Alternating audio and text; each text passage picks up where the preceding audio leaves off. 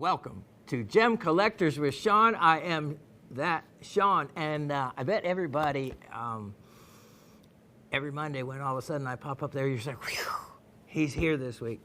Yeah, I am, and as some of you notated, every week has gotten better and better, and other than some issues with my big four-wheel drive Dodge truck, and the Little Raven's Jeep, which is pretty tough in itself, except the way she girlied it up. Yeah, so we kind of have two four-wheel drive vehicles that, as is the case with us prospectors, if it's not our mule that's giving us a hard time, it's our donkey. And in this case, they are four-wheeled instead of four-hoofed. But you know, all that makes me really think of just how hard it was to, let's say, manifest an ounce of gold in the old days. I mean, you know, gold was $17 an ounce for a very long time. And, you know, granted, $17 went a very long way. A lot of average wages back during kind of that period from the mid-1800s and whatnot. I mean, it was only towards later did you get $1 a day as far as a wage goes. So you can imagine that what all it really took, because the things that were so expensive and the things that made multi-millionaires out of people back then wasn't the gold. The gold mine owners were the only ones, and not always. I mean, to sink a gold mine shaft, it took a lot of capital, and you're gambling. You're gambling. You may start off the gold vein may be rich to start off, and you sell the investment of the gold mine to bring in more capital to keep going, and all of a sudden, you know, there's no guarantee. No one has any real idea. They couldn't, you know, do deep core assay sampling then, and you know, all of a sudden you run out of gold and your investors are broke. So it's riches to rags for many, and for very few was it the other way around. And even so, I think about modern day scams. Okay, so you have all these, you know, white collar scams going on from, you know, well, in any industry, in any commodity, including now, of course, Bitcoin. Nothing is sacred anymore as far as to what you can lose money at. And one of my best things that I read as far as early mining history, as far as trying to get investors in, it goes way back as far as to the depths man will go through. I'm trying to put this in a nice way to, I guess, extract illegal money from their fellow man. And so what they would do, and I thought this was real clever, one of the main things they do would be, they would, because you can actually make your own shotgun shells now, of course, and instead of putting in the lead pellets to, you know, shoot birds or ducks or whatever for hunting, they would actually take shotgun shells and pack them with gold nuggets, gold flour, different pieces of gold. And then they would blast that into a quartz vein that may have very, very little gold in it, or maybe a little bit richer, or none at all. And the impact of the gold, which is, of course, very malleable, into that quartz was so severe, so shocking, as far as shock, not like in that kind of shock, because shocked quartz is actually a particular type of quartz, but we'll get into that some other day when we talk about what happens when a meteor strikes the Earth and creates what's called shock quartz. But anyway, it hits that quartz so hard that it really looks like it was naturally formed there, and in that respect. And I thought, wow, that's pretty clever. That's pretty clever for old, in technological prowess, without it, so to speak, how to dupe fellow man into. So that's where the term salting a mine comes from. Of course, you remember the old saying would go, my grandpa's going to get some rock salt after you and, going to shoot you full of rock salt, so rock salt wasn't like deadly, but you could load, again, a shotgun shell with rock salt. And of course, when these little tiny bits of rock salt would penetrate the skin, the salt would be very burning. So it was a twofold kind of purpose for stinging you. But, unless you shot in the face, it wasn't really going to kill you. But it sure was going to be chase off those unwanted boyfriends when Paul was on the front porch with his, maybe I have watched too much Little House on the Prairie, but I somehow don't remember Michael Landon out there with his with his shotgun watching out after all of his girls when it came to sparking time. But the thought of using gold in a shotgun shell and salting a mine that way, I thought, how original, how original. I might even fall for that, because remember, I am the one that fell for the Galena Geode, which it won't be long. I'll be bringing in that story and telling you, and it'll be refreshing, and it'll also wisen you up to realize that there's pretty much no one that can't be fooled at some point, in some way, at some time or another. As old P.T. Barnum said, a sucker born every day. And as, so doesn't matter how much knowledge you know, there's always a way for the other side to come up with a way to circumvent that knowledge. Okay, so that's just always one of my many tangents I go off on. You never know what you're going to hear next out of my mouth, because none of this show is scripted. All right, for those of you tuning in recently, or maybe only a show or two, and you wonder, just who is this Shawn fella? Yep, been doing this since age 11, so 50 years now.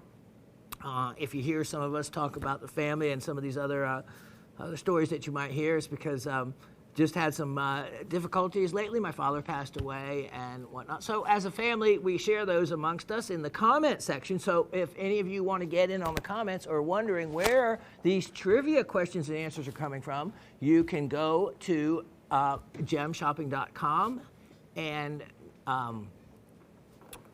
scroll down to where you'll see the access to the other hosts and information about the host, and click on that, and then you'll go to also you'll see me. It'll pop up, Gem Collectors with Shawn. You can also just go straight to, making it real easy for you, since so many of you are way more adept at using the computer than even I, which my knowledge is very lacking. But go to YouTube and just type in Gem Collectors with Shawn, and you can find the show that way as well. Go to where the comments are left if you also want to see the latest on any of the show schedule, or if I am going to miss the show, I will usually know ahead of time, and you can get your information there. So other than that, been here at Gem Shopping 14 to 15 years of their 25-year anniversary celebration here. So whereas some people, like Asif sitting here in himself, has been here almost that entire time. And we have a lot of longevity here amongst the people, which says a lot about the company, and it says just a lot about, sometimes even if whatever you might think about who you work for, it's the people you work with that may make the difference. And I can say that it's the people I work with that, and I can speak for many, if not most of us, people that have been here a long time, wouldn't have been here for so long if it weren't for the other wonderful people here. So when you imagine that you're working with something of such great value, especially like that cashmere sapphire ring I did last week that I referenced. I mean, that was a $175,000 ring, and you know, we see things come through here all the time. So you get a quality of not only jewelry here on a level that you will find nowhere else, but you get a quality of vendor, a quality of knowledge, a quality of people that have to have a high level of knowledge to be able to buy, sell, and give you the information needed to make those kind of purchases.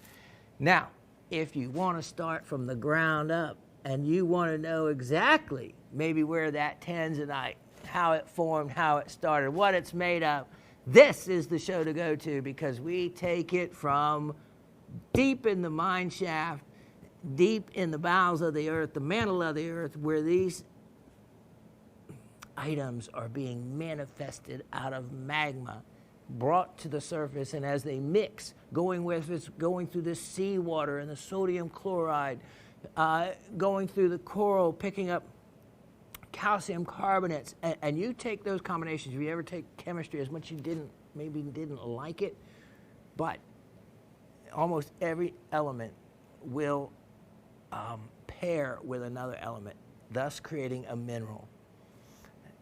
There's 93, or well, there's more than that, depending on how you rate the elements, but let's say over 90 elements on the periodic table. Just remember the odds in lottery, what it takes in lottery to win out of picking, 54 numbers, or whether it's 60, whatever numbers you have to pick from. Well, think of this. Everything on this planet is made up of no more than, without getting into the half-lives and the nuclear elements that don't last long, but let's say 90 elements. Everything is made up of 90 elements. So when those 90 elements, think of the combination, and what are the odds of that? How many different millions of combinations by taking those elements and mixing them together? Each one is a different mineral. So think about how many different minerals. There's got to be one out there named for me, right? Isn't there one waiting? Then not all the minerals have been found that are on this earth. There's still more new ones to be found. Now, gemstones, we all think that maybe we found the last gemstone to be found on this earth. But that's not always the case. Take the late 1960s. I'm talking about, the Beatles are coming to America era. You're looking at the long-haired hippies, the Vietnam War, that period of time, which wasn't that long ago. There wasn't any Savarite up until then. There wasn't any Tanzanite up until then. Two big primary and important gemstones in our world now were not discovered until the late 1960s. That gives you hope. Every 50 years to find something that major, either one of those? There's been others that have been discovered since then. Maybe not so well known, but still discovered new ones. You have your raspberry beryl, pozzodoite. So there's always a chance out there, because there's so many combinations of minerals that can be put together that they're not all found, right? Okay, so this is the show that takes it from there. We also have jewelry and diamonds. I sold some diamonds last week, or at least I offered them. Probably sold them. We have loose stones. We have all kinds of things. What we have the most of is the incredible family of enthusiasts and rockhounds and people that love this show, and then also go and look and buy from the other wonderful shows here at Gem Shopping, except you go to those shows with a lot more knowledge than those that don't go to this show and look at here before, after, or during. If you do the two and look at the How It's Done series, which is all about the goldsmithing end of what you see, wow. Take the two together. Watch the other shows. You're going to look at jewelry like you have never been able to view it before, at a level of knowledge that far exceeds so many of the people that are actually behind a jewelry counter in a jewelry store selling the stuff. And if you've ever questioned your knowledge, go to one of those stores. Ask questions about an amethyst ring or about a tanzanite ring they have in the case. And listen to their answers back. And then you will realize just how much knowledge you have and that they don't. All right. That said, let's get the show started. Yeah, no, we haven't even started the show. We haven't started the comments. Let's run through these comments quick. Not too many of them. And I think we've gotten through most of the ones that will bring a tear to your eye, which there's nothing wrong with that. That's just, there has been such a growth amongst our little family here and a bonding that is one of those bonds that's forever. And, you know, Ossify and the team can't say enough, not only for our own, what we got out of it personally ourselves, but also we're just thrilled for all of you to have responded in the way you did and to open up your hearts and share your losses and the things that were so important to you, and feeling open that you could share them with us. And yeah, that's a great feel-good thing going on. So let's get started here. Okay, the questions to the trivia that we ask for every show. Last week, the questions were, name 3 copper minerals that were exhibited or talked about during the show. The answers, just off the top of my head, doesn't mean that there's others. So we'll see in the answers if we get any other. Then the 3 primary ones I was looking for were azurite, malachite, and chalcopyrite. Chalcopyrite, remember the word chalco should give it away. Kind of easy word to derive copper from, as you know. So, and azurite and malachite, both copper minerals, which I'm sure you would know by now. The next question was name 3 iron oxide minerals. Now that opens up, since I just said that, you know, I could have added that you saw or we talked about during the show. But either way, I would have accepted it either way. But this way, you actually, everyone did follow items that were talked about or exhibited in the show for iron oxide minerals. The answers I were looking for, just off the top of my head of what we featured, was limonite, which is often used as a big general overall wraparound word for degraded iron oxides. In other words, it could be a mix of different iron oxides. So limonite, goethite, many different ways to pronounce that, goethite, which is a more distinct iron oxide that can be recognized on its own. And then the last one, of course, many of you are very familiar with, hematite, which is one of the most common ones, and pretty much like rust. The rust that forms on a nail is hematite. The inclusions, the red inclusions, is going to be hematite and iron oxide. Okay, so let's now see how everyone did. All right, we have first Harry. Now remember, I read these back, so some came in after the last batch of comments, but before a new show was recorded. So I list these and read them back in the order that they come in. All right, Harry says, good morning, Shawn and an amazing Raven. Hey guys, I want to thank you for my gift. And he's referring to, I gave all of you those that shared their heartfelt story with us about love and loss, got a gift I had decided to make different than what I had first said. And so everyone gets a garnet, for those that participated, that was, I was born on my dad's birthday, so it was both me and my father's birthstone, and it's also the stone I specialized in collecting all my life. I want to thank you for my gift. I love it and will always cherish the reason behind this little stone. So I gave everybody a crystal of the Japanese, the very rare Japanese iridescent androdite rainbow garnet. And it's the finest type of garnet there is out of all of the iridescent androdites in the world.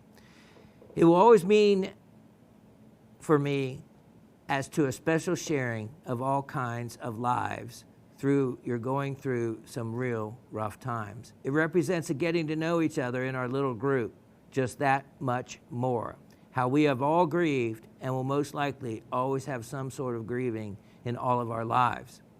And to have this little crystal as a reminder that we are all not alone. Much love to you both. Harry. Great way with words. Thank you, Harry. Miss Gabby, greetings, Rock family. I have been quite quiet the last few weeks, but very present. Has been a very emotional time for all of us, as well as healing. I thought I'd be able to get through the opening of a show today without a tissue for the first time in a while, but wrong again. I so admire and appreciate all of you even more. And she puts a big red heart there. I'm with you, Miss Gabby. Last week, I thought I was going to be fine, but nope, it was another tearjerker. Thank you very much for the special gift. You said if we already had one of the rainbow androdites in our collection, we could gift it. But I can't see me parting with this one. Geez, Miss Gabby, what are you going to do to me? Get 3 weeks in a row?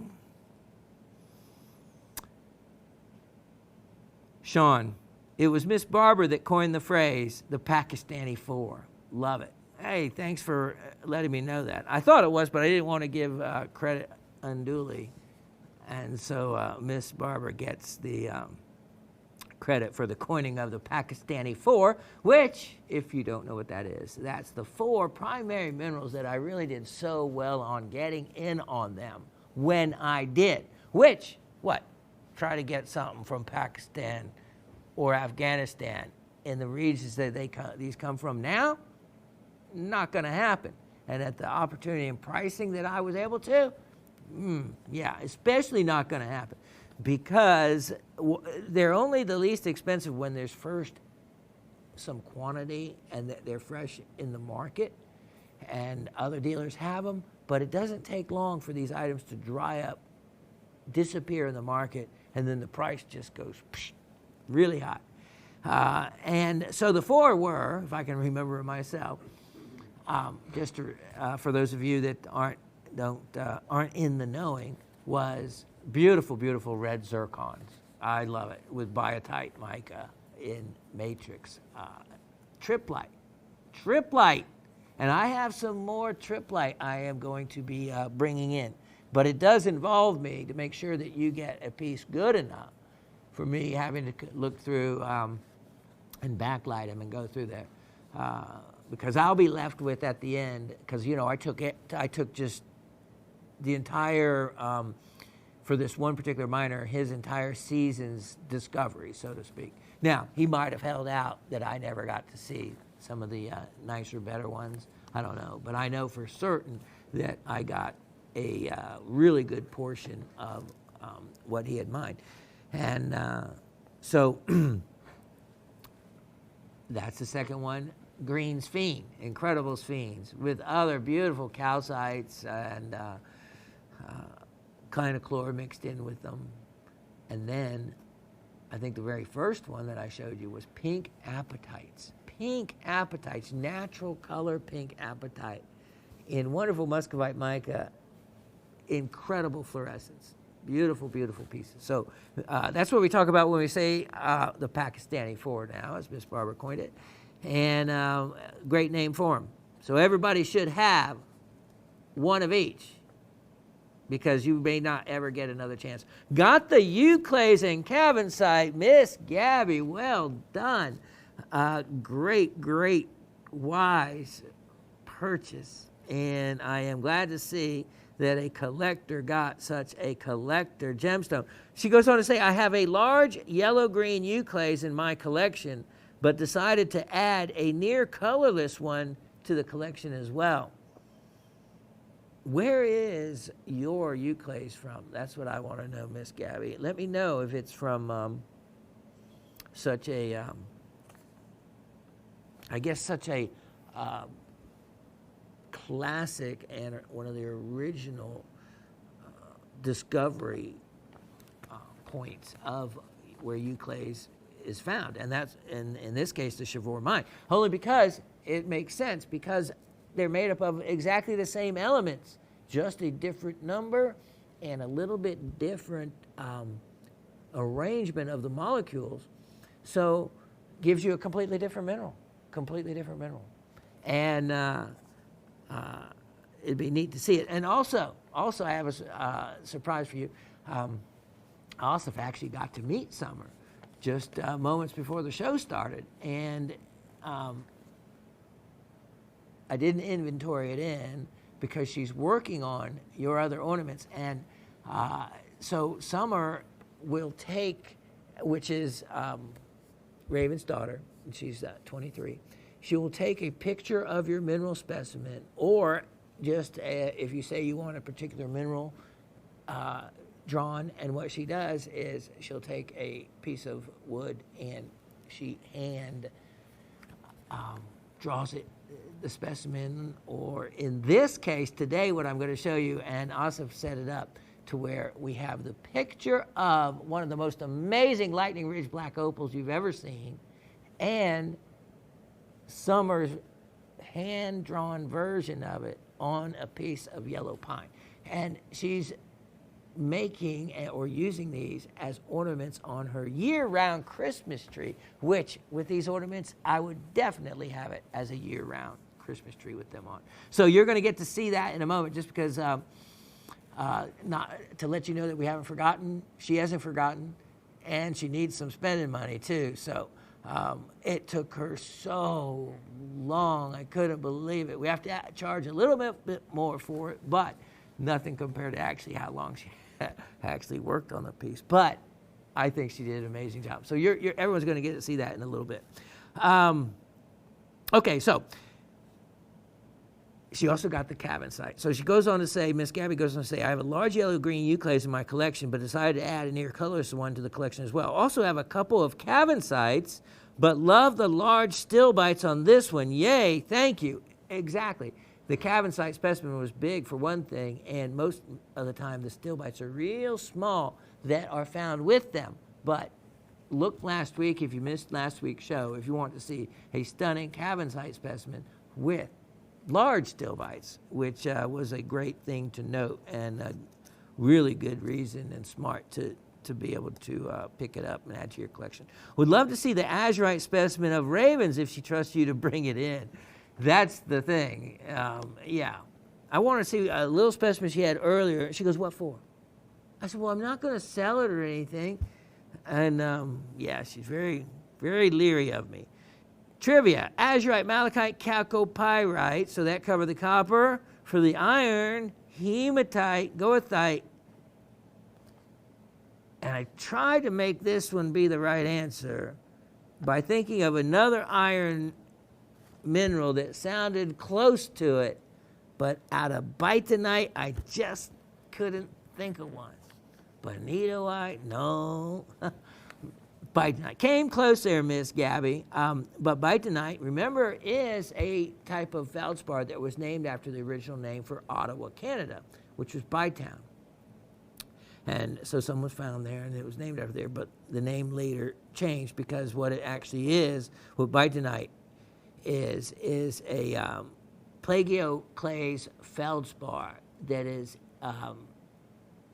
heavy on the anorthite side of feldspar along with albite. So it's kind of a combination of them. And in it, it has calcium, sodium, aluminum, silicate, and oxygen, but no iron in that one. So close. Was happy to see you feeling better, and so happy Raven is back. Miss Cindy says, hello, Rock family. Excellent show again, Shawn. Love your extras for Penny's son, Mahalis. Yeah, thanks for saying that. And I had waited until Penny, and it took a while until Penny participated, and then until she participated and won the trivia so that I could throw in my last shark tooth necklace that I had that I thought would be perfect. Mahalis, her son, is about 11 now and loves rocks and minerals. We'll talk about that in a moment. You look good. So listening to your body and resting is what you needed to do. And I did rest. That's all I could do that week. Both you and Raven have had some significant events in your lives. Give yourself permission to actually enjoy some downtime. Boy, that's the half of it, Miss Cindy. And we're trying to work some things out to where we don't have to move and we can stay where we are, hopefully. And that would be our preferred situation. So just say some prayers that things work out the way that they are willed to. Do not wait for your body to demand it. A walk in the woods, the mountains, a binge watch of Little House on the Prairie while drinking Everclear. Not. LOL. That is funny because that's what I mentioned last week when someone talked about it. Harry was talking about Everbright. We'll mention that in a minute. Trivia. This was a hard one this week. Here goes. Malachite, chalcopyrite, and azurite. Got it. Then goethite, specular hematite, down to the last one, heulandite, she says. So, heulandite, it's another zeolite. Zeolites very rarely have iron in it, but you kind of have me on the heulandite part because I'm not sure if when I showed a heulandite, if I talked about like the red heulandites, they're that color because they have an iron oxide impurity that colors them. Hematite mostly that colors them. So as far as it containing iron and in the context of how I spoke it, I'm not sure. But I gave you credit on that one as well. But in general, heulandite would not be included as an iron oxide mineral, but it could have iron oxide for a coloring agent. Till next week, everyone, take time to enjoy something that makes you happy. Do not just do the have-tos in life. Cindy in South Central Pennsylvania. Fave of the week, cabin site. Yeah, I like that. I like that. Good choice for the fave of the week, which Miss Gabby got. Mr. Brad from Pennsylvania says, trivia, hematite, goethite, limonite, getting those right, malachite, azurite, chalcopyrite. Boy, just like as if he was a geologist. He got those well done. Dear Shawn, Raven, Ossoff, Gem Shopping staff, and the whole Rock family, you had some great Labor Day sales in that show at rock bottom prices for sure. A great show. I picked up the Manganoan calcite with fluorite at the beginning of the show and the 2 Brazilian chlorites and quartz later on. Nice. And I say nice back to you. I'm looking forward to any back-to-school specials you might have in the upcoming show, which is this show. Not only do we have things you have not seen before, but we're going to be doing some specials as well. Hope everyone has a happy Labor Day and a brimming cup of iced tea and maybe a burger and some hot dogs with the family in the backyard for the end of summer holiday. And don't forget to use sunscreen if you plan to be out in the sun and put the ball game on the radio. Boy, that sounds like Americana right there. But first, since I grew up in the Great Lakes state of Michigan, in my vision, I get up at 4 a.m. and drive 100 miles plus north to walk across the Mackinac Bridge with thousands of other Michiganians. Then I drive home in a long traffic jam for the aforementioned party. That's my vision for a Labor Day weekend in Michigan. I hope yours will be enjoyable in all respects. Wow, that sounds like a great time, though, Mr. Brad. Indeed. And to do a state's tradition, nothing wrong with that. And I am just jealous that you're so far north, it's bound to be cooler and less humid there than it is here, making all that more doable. Mr. Anthony says, hello all, great show. I received a surprise rainbow androdite garnet. Thank you, sir. Trivia, copper minerals, azurite, malachite, chalcopyrite, iron oxide, goethite, hematite, and limonite. Well done on all. Penny and Mahalis. Hello, Shawn, Raven, GSN crew, and all the rockhounds. I hope everybody is well. What a wonderful Euclid stone that Miss Gabby now owns. I won't have time to finish listening to the entire podcast before the deadline, but I just wanted to say a huge thank you for the gifts. Shawn, I think you'll have me believing in the supernatural soon. The uncanniness of your show continues to reign supreme. When you finish the tumbled ruby parcels for sale, I put them on my wish list. When you featured the shark's teeth parcels, I asked Mahali if he wanted one. He thought about it for a moment, then said, "It's okay, Mom. You don't have to get it since you got me the megalodon tooth, and you had won the small treasure chest with some small shark's teeth, dino bone, and poop in it. So I'm okay." Despite his response, I hadn't completely ruled out the possibility of buying a selection of the teeth.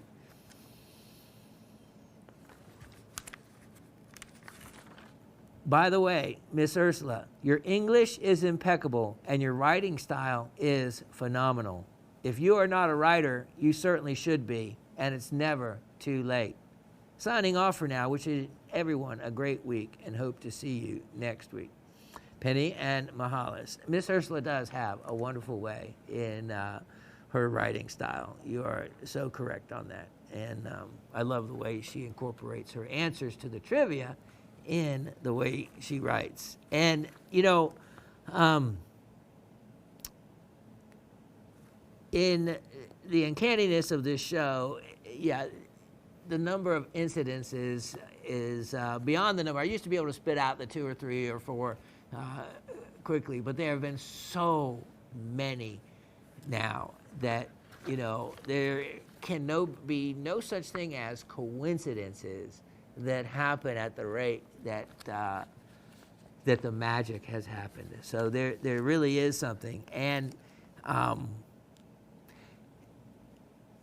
it reminds me, you know, when I first read what you had written and about the uncanniness of the show, and that the tumbled parcel that was the trivia gift that you won, to find out that you actually put that on your wish list to own. So you manifested it to be yours, and yet you did it so that it was free.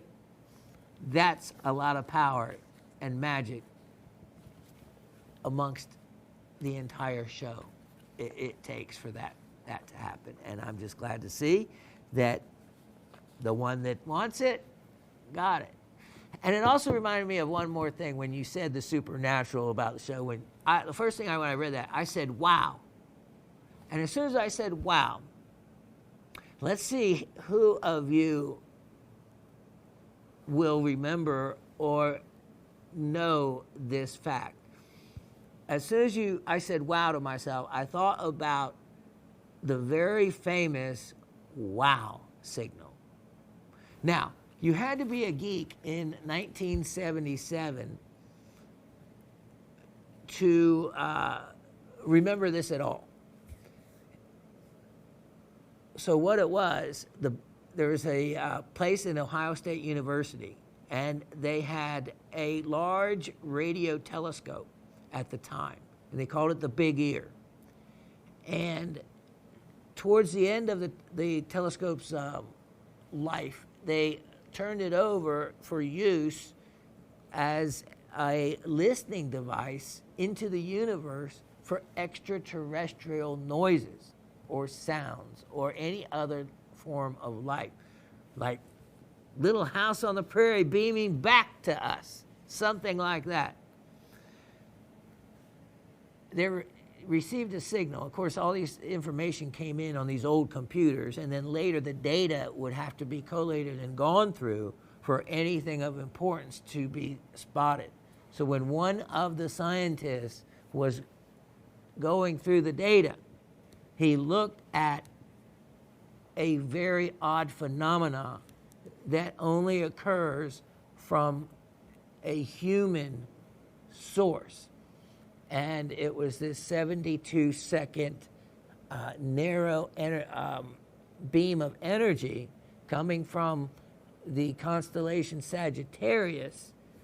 And in the margin of the information of the scientific printout, the scientist just wrote, "Wow," with an exclamation point. That is what, and ever since then, it has become known as the wow signal. They looked into it and tried every way to find any other source that it could have come from other than another alien force, alien race, alien beings from far, far outside of our solar system.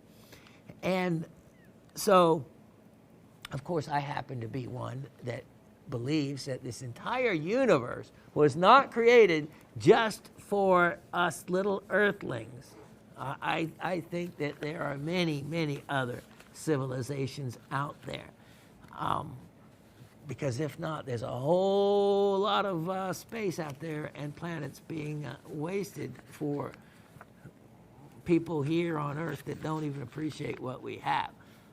But the wow signal has never been debunked. Now, recent other signals, when, because I happen to like this stuff, when other geeks have found them and notated them, then they go in and try to find the sources of them. I loved it. One of them was that they thought for sure was going to be the extraterrestrial proof, right? It turned out that one of the other scientists was heating his lunch up in the microwave, and the wavelength of it put out was their signal. And so there's all these other things to be debunked. The wow signal hasn't been, but they also have never been able to find it again. So anyway, that's what I thought of, the supernatural part, the other fun part to it, the wow signal. Miss Elisa says, "Hello, GSN crew, Rock family, Professor Shawn, and the lovely Raven. What a great show. Thank you. Shawn, what you said about the rock quarry by your home got me thinking. I've seen a lot of businesses and homes around here with landscaping rocks that appear to be rose quartz with green mica on them. Could these be true rose quartz and not just iron stained quartz, as I had originally thought? Asif, it takes an incredible person to be someone who can help support others the way that you do. We need more people like you in this world." And that's something, Miss Elisa, I can say amen to. And if I don't watch it, your comment about Asif alone will send a tear down my cheek. And from my heart, I thank you for recognizing his heart, because your words are genuine and you didn't miss the mark. The guy is the way I make him out and who he is. That's exactly the person. We need more people like Asif in this world. Yes, we do. My answers to this week's question: chalcopyrite, malachite, azurite, hematite, goethite, limonite. Getting all of them right there, Miss Elisa. And back to the rose quartz. Yeah, I used to pay this fella in Florida, and it was just some reason to give him, it was another little fella, Rockhound, and I'll never forget it. It was a reason to give him the wherewithal and the impetus to look and further encourage his rock hunting desire. And so you get a lot of these rocks that are tumbled and white that you can get for your landscaping. So I would give him credit against my rock collection if he would bring me the pink ones. Because there were first a few of these that were actually genuine rose quartz.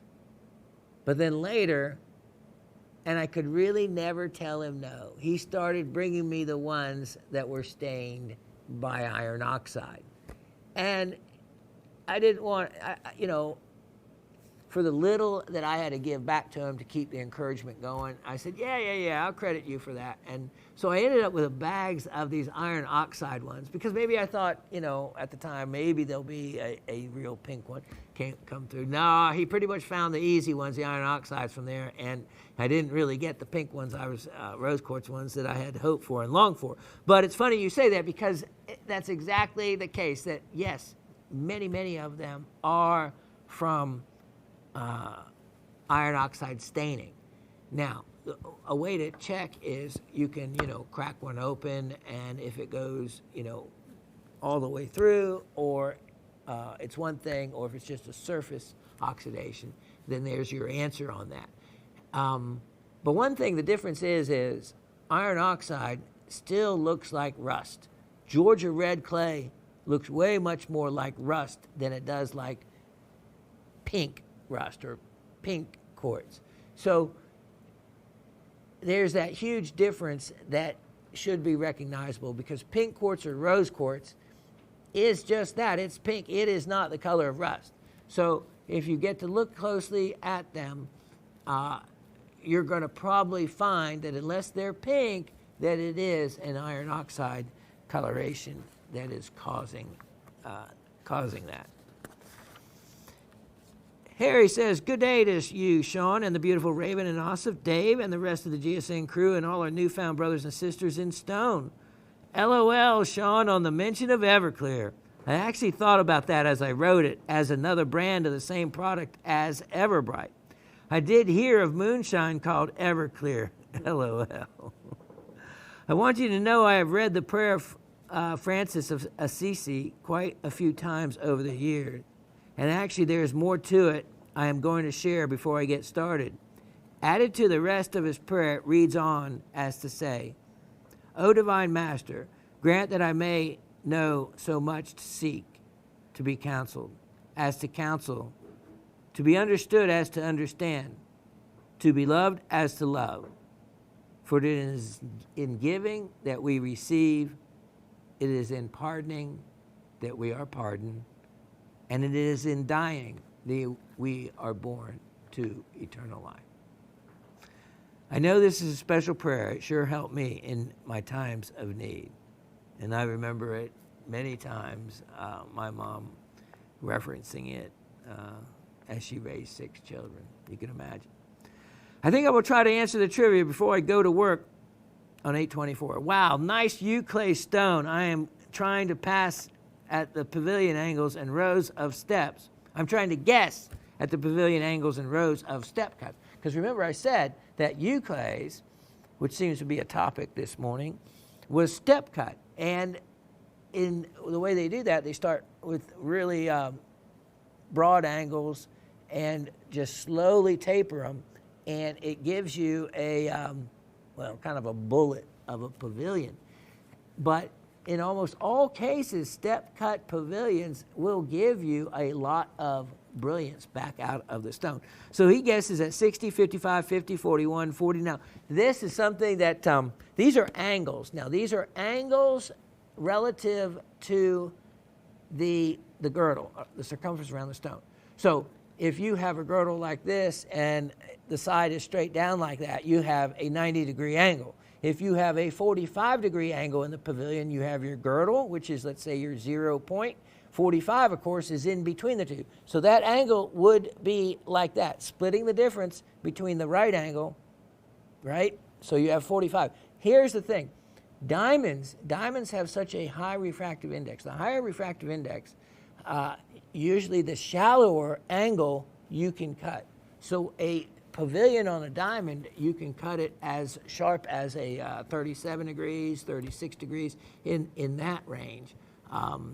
Quartz is around 42 to 43 degrees on the crown and pavilion. To be able to keep the stone from losing light altogether and passing out through the bottom. So then he guesses that the window of the fat belly facets towards the bottom rows of 35, then 30. Now, I would say that 30 is probably a little too sharp of an angle, but I think all your other angles there are really a very good guesstimation at what they are. And so what I do so much, mostly anymore, is for other vendors, because so many stones get abraded, is I have to go in and I have to find, to repolish the facets for minimal weight loss, and I find the original angles, not only the indexing, but the angle that the facets were cut at by the original cutter. Someone that goes back in, I have no idea. It doesn't come with the blueprints or the schematics of what was cut. So I have to go in and find those original facets and then polish them again. So that allows for minimal weight loss.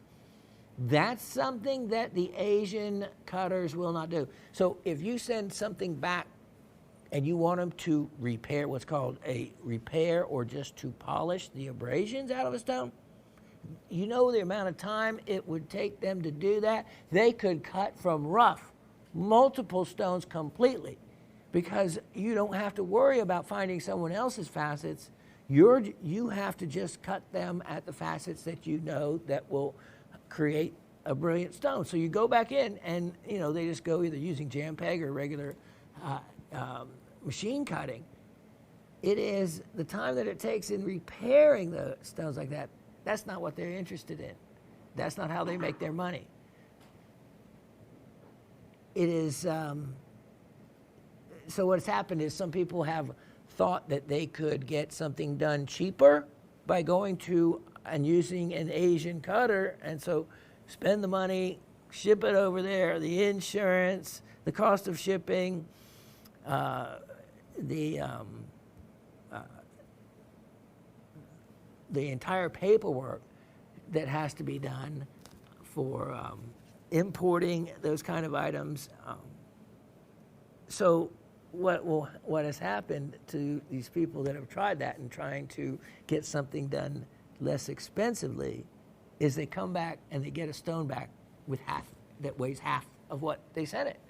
Because if you have that big bellied stone, they're not going to go in and try to polish out each individual facet. They'll just recut the entire pavilion into what it would be with modern angles, and you get back a stone and you've lost a couple carats, which is lots of value. And that's something that they don't do. So that's happened a couple times in my lifetime when I've had people that haven't wanted to pay for the repair value and the time it takes to repair a stone. And so they think they can send it there and get it done cheaper. Yes, they can in a price per carat basis, but they lose all that value in the weight of the stone that they get back. But that's the difference between cutting a stone from rough or cutting it to repair it. And that's something not many people do, and that's something that I specialize in. So good guessing there on those angles. I think you're really close. Nice stone. Wish I could afford it.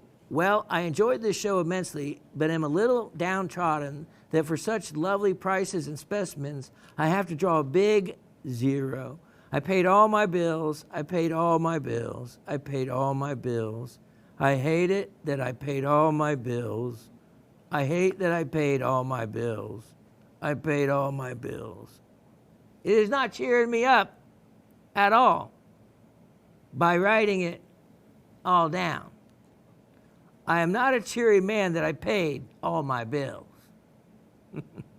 Darn it, I want to buy something. Okay, well, let's answer the trivia. And I'm trying to read it like he wrote it. Azurite, malachite, chalcopyrite, hematite, goethite, and magnetite. Well, you got the magnetite part right for having iron. Now, did I say magnetite? I don't know if I did on that one, but I'll credit you anyway there, Harry. Okay, I'm going very depressed now. Shawn, I'm really happy, though, listening to your tone today, because you sound more content, positive, and very confident today. Good job. It shows your dad would be so proud. I really mean that. Much caring, Harry. Thank you, Harry, very much. If you only knew the struggles that just keep coming. Like my truck's having to be towed today. It's stuck on the side of Highway 20 over your way there, Miss Gabby. Out towards Flowery Branch, towards Dave's way. Miss Ursula says, Shawn, hello, and we all appreciated your efforts while taping last week's show. Any one of us who suffered from COVID have a sense how much this disease will impact you and your loved ones. I was suffering a bit of a mental block myself, and the solution to the second question was sitting right there on top shelf in the kitchen pantry. So my answers for minerals containing iron oxide will start with zeolite, followed by specular hematite, and of course, goethite. Well, we'll get back to that. As for minerals containing copper, my favorite response must be chalcopyrite, with azurite and malachite being a close second choice. Since it's already getting pretty late in submitting the solutions to the trivia question, allow me to wish you and Miss Raven a restful night, and may you both wake up nicely refreshed. Sincerely, Miss Ursula. Well, thanks for those wishes, because I certainly need wishes for better sleep. Did Grape all the way to zeolite, because zeolites actually are a group. They're a group, like if you say mica. Okay, we know what kind of mica is, but mica is really the name of a much larger group of many types of mica. You know, biotite, lepidolite, selenite, muscovite, and on and on. So for zeolites, it covers all the zeolites, and that's a group. And in general, zeolites aren't known to have iron in them. So, but 5 out of 6 isn't bad at all. And thank you for the kind words. Peggy, Miss Peggy from South Carolina, dearest Raven, Shawn, Osif, and the Gem Crew, and the best rock hounds I know. I can't believe that I almost forgot to write you this week. Now it is 1:30 in the morning on Wednesday, and I'm trying to gather my thoughts so I make some sense. Wow, what another great show. I did already have several azurite and malachite pieces, but the sizes of the crystals you showed was amazing. Thanks for saving that flat just to pull it out for us. This, honestly, is the best podcast I watch all week. I actually look forward to Mondays because of you. Wow. Mondays, can't get better compliment than that. Copper, azurite, malachite, chrysocolla. Oh, chrysocolla. Huh, did I talk about or show any chrysocolla? Maybe. 3 with iron, hematite, goethite, limonite. Please take care of yourself, Shawn. I know you have been through a lot this year, but time will help with the pain. Your friends are here for you. In fact, I would love to come over and eat pancakes one day. Just sharing time with someone always helps. It's a hard rock life for us. LOL. Find your joy, Miss Peg. And I love pancakes. I haven't been to that pancake joint in a long time. Double blueberry. That's my favorite. Load me up on the blueberries. And it happens to be only one of the few bushes that I have grown that I get lots of fruit from every year.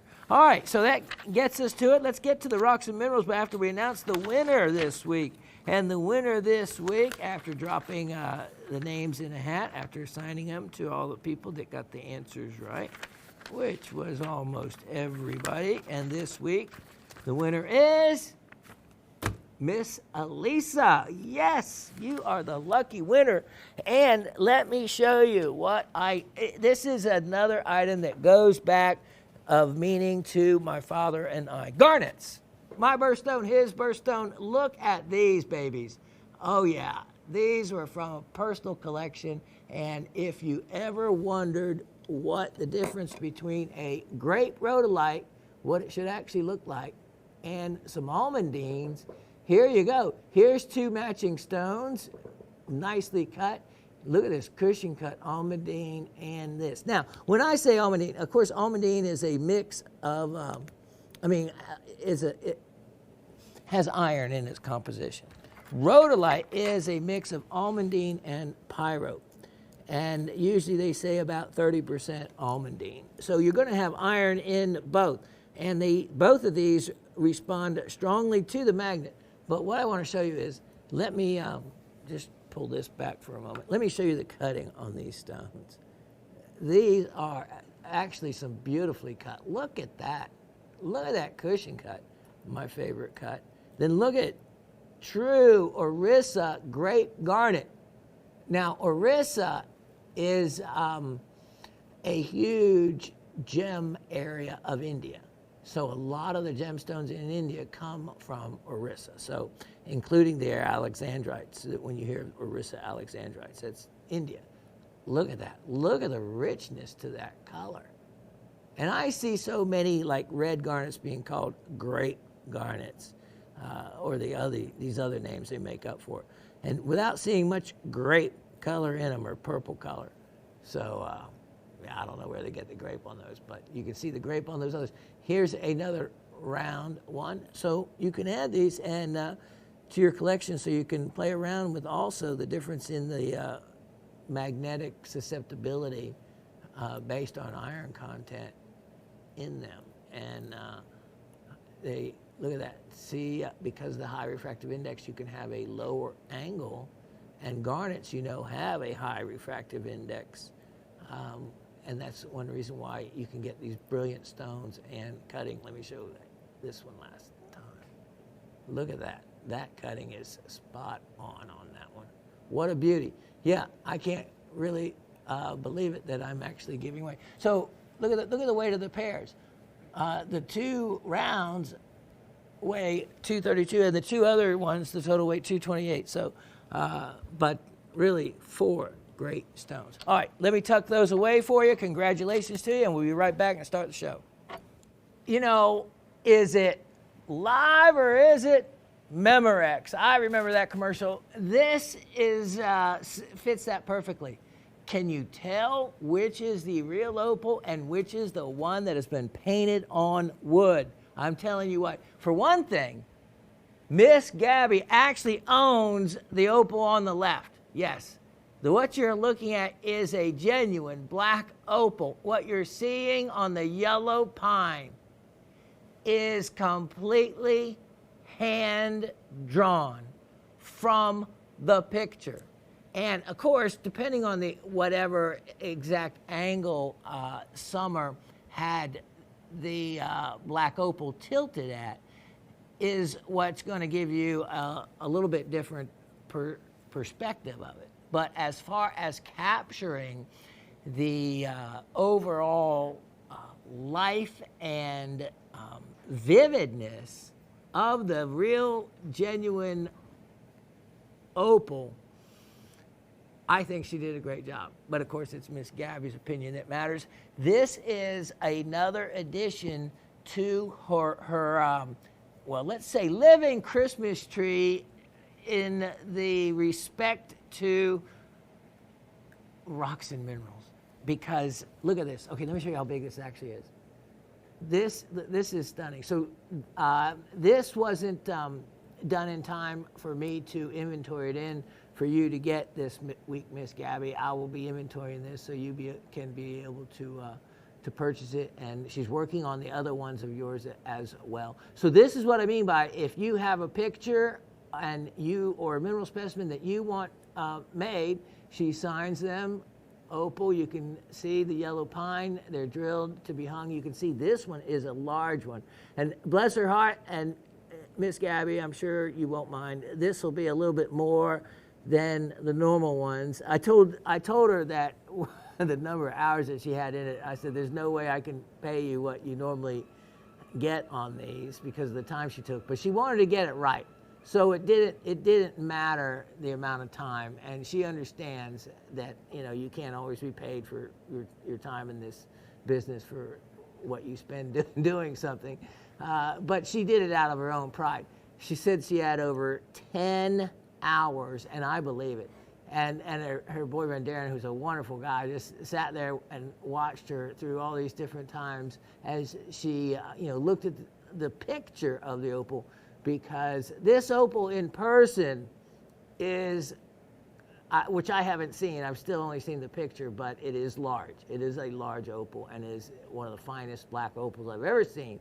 And being that it's my favorite stone, always has been, no two opals are alike. And it's my son's and my mom's birthstone. So this is another really important kind of stone, has been all my life. But I think she really captured that well and took on the heart of shop. So if anybody else, if you have anything special, I think that normally in something in this size, she does them for like $68. And then she does a smaller size one that's round, and they're like $48, something like that. So unless it's a complicated piece like this, this one's going to be more than that. Plus, this was a lot larger.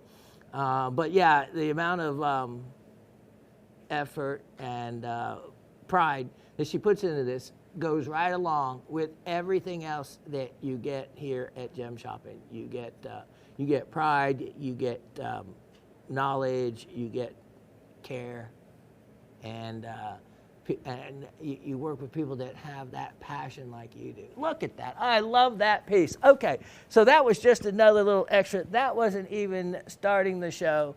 Let me tuck this away safely, and I'll be right back. Wow. All right. Now, this isn't, when you think of zeolites, you think of a lot of different things, but not always do you think of zeolite in the form of a geode. Like if I were to flip this around like that, well, those of you in the know would know, because there are some special things on the back. So much so, thank you, in regards to this, that I'm just showing this now because we're going to come back to this at the end of the show, because you know what? The back of this is going to be part of our trivia contest. And that's why we've talked about a lot of the different minerals on the back of these different specimens. I'm not going to go into any more detail. I am showing you these now because at the end of the show, one of the trivia questions is going to involve the back of this specimen. And it's going to involve you telling me what the green mineral is and what the white, not all the white, but the particular white that you see in some of these vugs, like that one. So you've got the green and you've got white like that. And also, let me show you, there is one spot on here that this is known, that it's known to form in as well. And it is, look at all that. There's such cool stuff. Let me change the angle here. It is like a little sphere of white. I don't know why I don't see it at the moment, but you know what I'm seeing? I'm wondering what some of these others are. Look at that. This has more unusual things. Okay, so anyway, that's going to be one of the trivia questions is name the green mineral on the back with, this is basalt that they form in, and then name the common white, common on the back of these mineral that is often found filling these vugs and these little openings as well. Oh, wait, I just saw something sparkly because I was right there. Look at that. Look at how the eye picks up on that. Now, I'm telling you what, that definitely looks like gold. I mean, it does. It has all the color of actual gold. Now, pyrite and chalcopyrite can be found with these, so I am thinking it's going to be one of those. But, yeah. But my luck is, look at that. There's another one. I'm probably giving away gold. Oh, I've been known to do it. Okay, let's look at the other side. I know. All right, ready, set, look at this. Look at that. That is some of the prettiest color of crystals ever in a geode. Now, let me get my pointer, because this has two, basically we can call this a Zeolite Geode. Now, when you see these reflective kind of crystals that you're seeing here, it makes you think of a mirror, right? All right, well, what do you associate with a mirror when we talk about zeolites? Mirror apopholites, don't we? That's the two terms we use together. That is what you're looking at. Now, when you're looking at these apopholites, one way to be able to tell is the termination and the formation of the crystal of them. The other is the reflective property of them. Now, you can see, look at these, that you think they're all pink, but a lot of them are, but they're not all the same. So you see the termination, in other words, the end of the crystal on that. So we have an apopholite, right? But let me show you. Look at this. Look at this particular crystal. And when you're looking at it and look at the top of it, it doesn't end the same way. The termination is different. And when you get to looking at and going along, you're going to see that and find other ones that have a similar blunted termination versus a pointed termination. And there you have one of the blunted ones, and when you look deeper in here, there's one right there. And then you have these small pink crystals like that you've seen before, and they often are what forms first, and then other minerals forming on top of them. So now you can see that the pink, that these aren't actually pink, even though the pink bleeds through them because of the translucency. So they're looking like pink, but that, if you took that out by itself, that would be a mirror white, clear white apopholite. Now, when you start looking over here, you can see they're not as translucent. The termination's different. You have heulandite. This crystal right here, look at that big fan like that. That's heulandite. Then when we look at that, here we go. Here is two good examples. Boy, what a difference. Look at that crystal shape there. That is an apopholite. That is a heulandite. They are found together so often that you need to be able to tell the difference between the two. And many times it is tricky. It's difficult. But as you can see, that pink is really bleeding through and coming through specimens that aren't actually pink. And it is a, see this? Look at this little rim that has formed before everything else on this geode. And this is a real deal geode. I mean, this is not just a curved face of a slab or something. This is, look at that. And I like it that it's not been sawn through. I like it when they naturally crack and break open geodes like this. So you have geode, you have the heulandite, you have the apopholite, and I'm going to set this aside because we're going to come back to this and ask you a trivia question in regards to it. Price on this incredible piece, and I'm going to throw in a stand with it. Maybe probably the one it's got with it. How about this? $68. Only $68 for that thing. That is a great look for it. Now, let me show you. Let me show you before Raven stepped out for a minute, because I took this from her stash. 107-5322. 107 53 22. Now, she has a lot of these, but if you ask her, she doesn't have ever enough. But this is a different variety than the other ones that she has. She calls her trilobites Fred. Well, this is a distant relative of those others, of the other Freds. So he doesn't look like those. He's a one of those family members. You wonder if the milkman didn't get involved. All right. Now, this has had very little,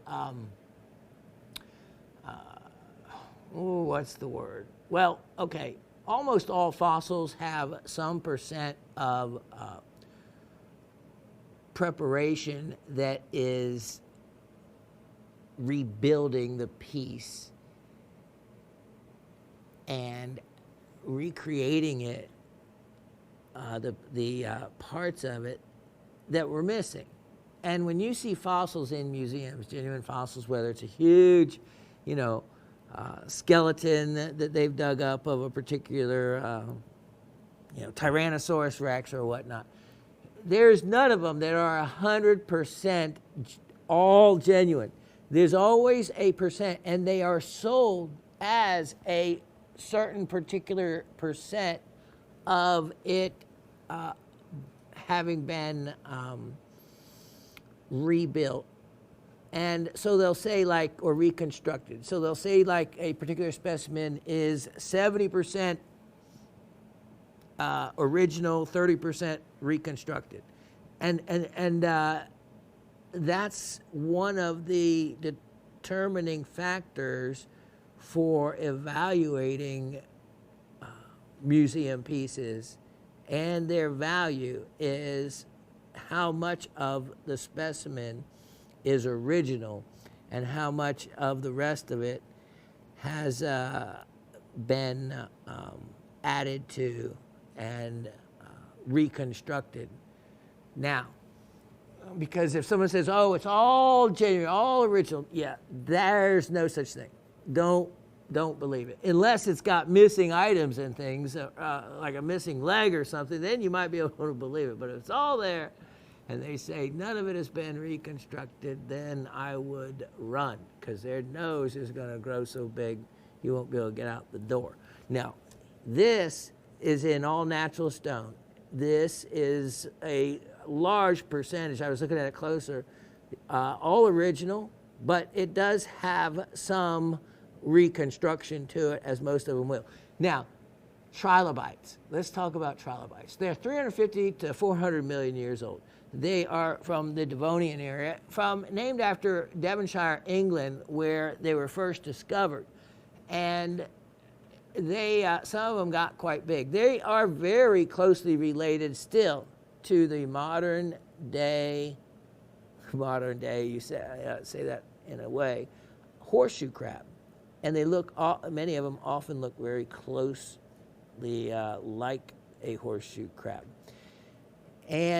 But there's so many different species of trilobites. There's trilobites that have these things growing out of their head like long antennae and whatnot. Very difficult for those to be fossilized. Yet I've seen them, and they are not cheap. They're really expensive. So this guy, he is different than a lot of the other trilobites I've seen. And it's neat because to try to look at pictures of trilobites and then cross-reference the one you might have to figure out what kind yours is, it's very difficult. I've done it. But it's a lot easier when someone else has done it for you. So here, look at this. Devonian, that's the time period it's from. Where it was found at, I won't even try to pronounce that, but that's probably sotoborite. I'll go with that. And the Metacanthina, Burundi, yeah, that's probably very close to what it is. And part of that is going to be the guy that found its name. I can already tell he's getting his name in there. Meta, that's going to relate, and Canthina is going to relate.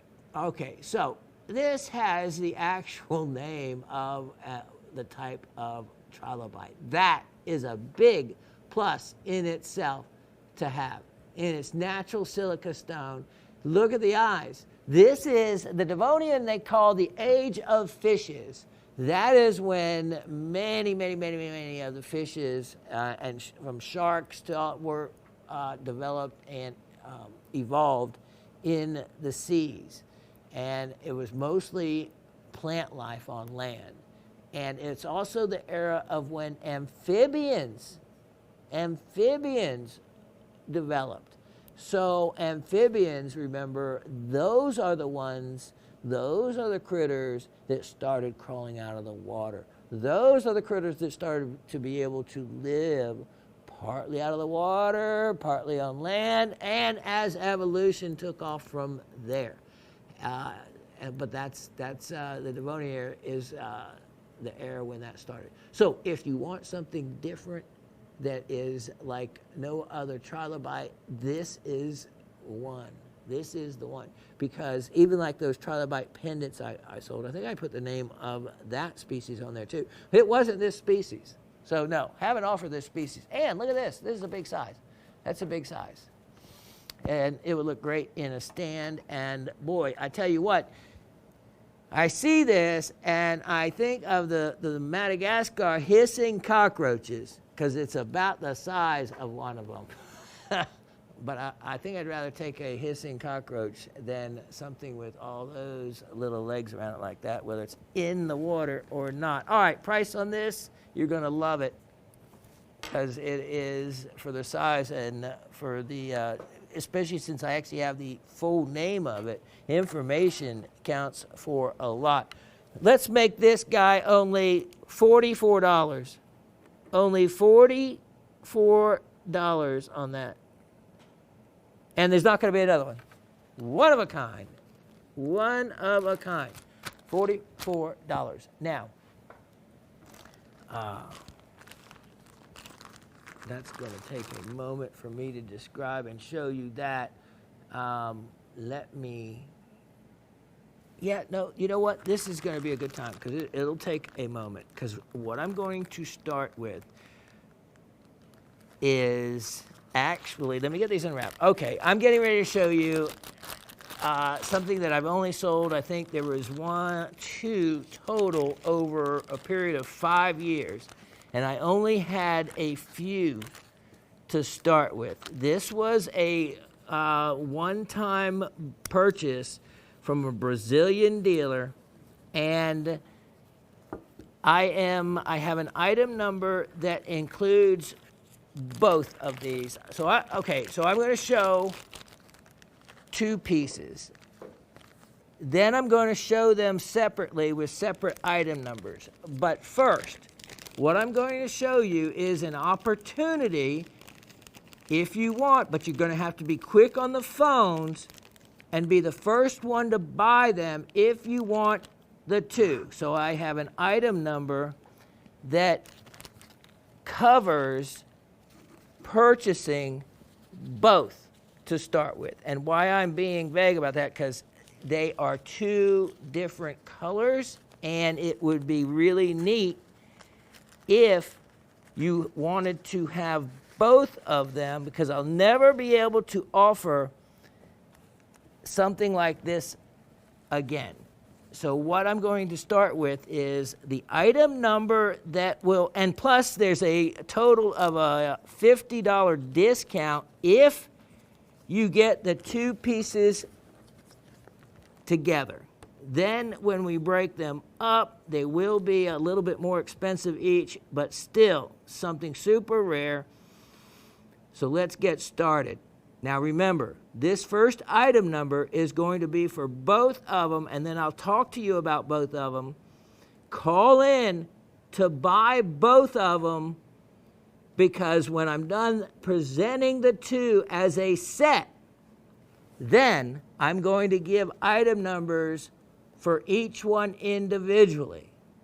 So if you want the 2 together, you need to use this first item number. Now, I know you can figure that out. I haven't done it like this before, but in this case, this is the time to do it, because I'm never going to have anything like these to be able to offer you ever again. These are from a personal collection that I have enjoyed, and I've only offered one. Let me get the right stands because I'll include the stands with these. I've offered one piece, and Asif's going to show you. It'll be, and I want to know who bought it, because I don't remember who bought the one I sold a number of years ago. Miss Gabby, I think, was one of the ones that got in on the one I had sold. So hold on, let me get this is a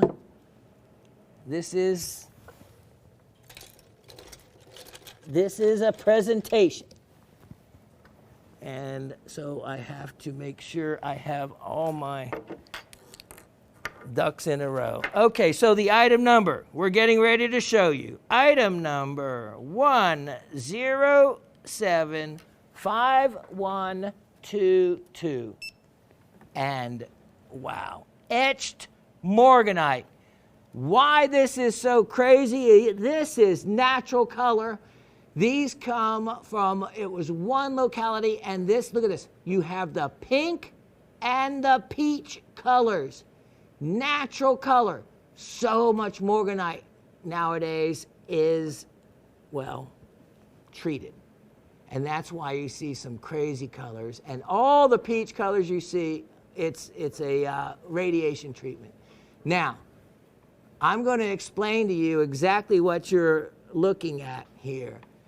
And this is, as you can see by way of the color, the peach morganite, like you've seen. Look into this area right here, and you can see it's facet grade. Look at that.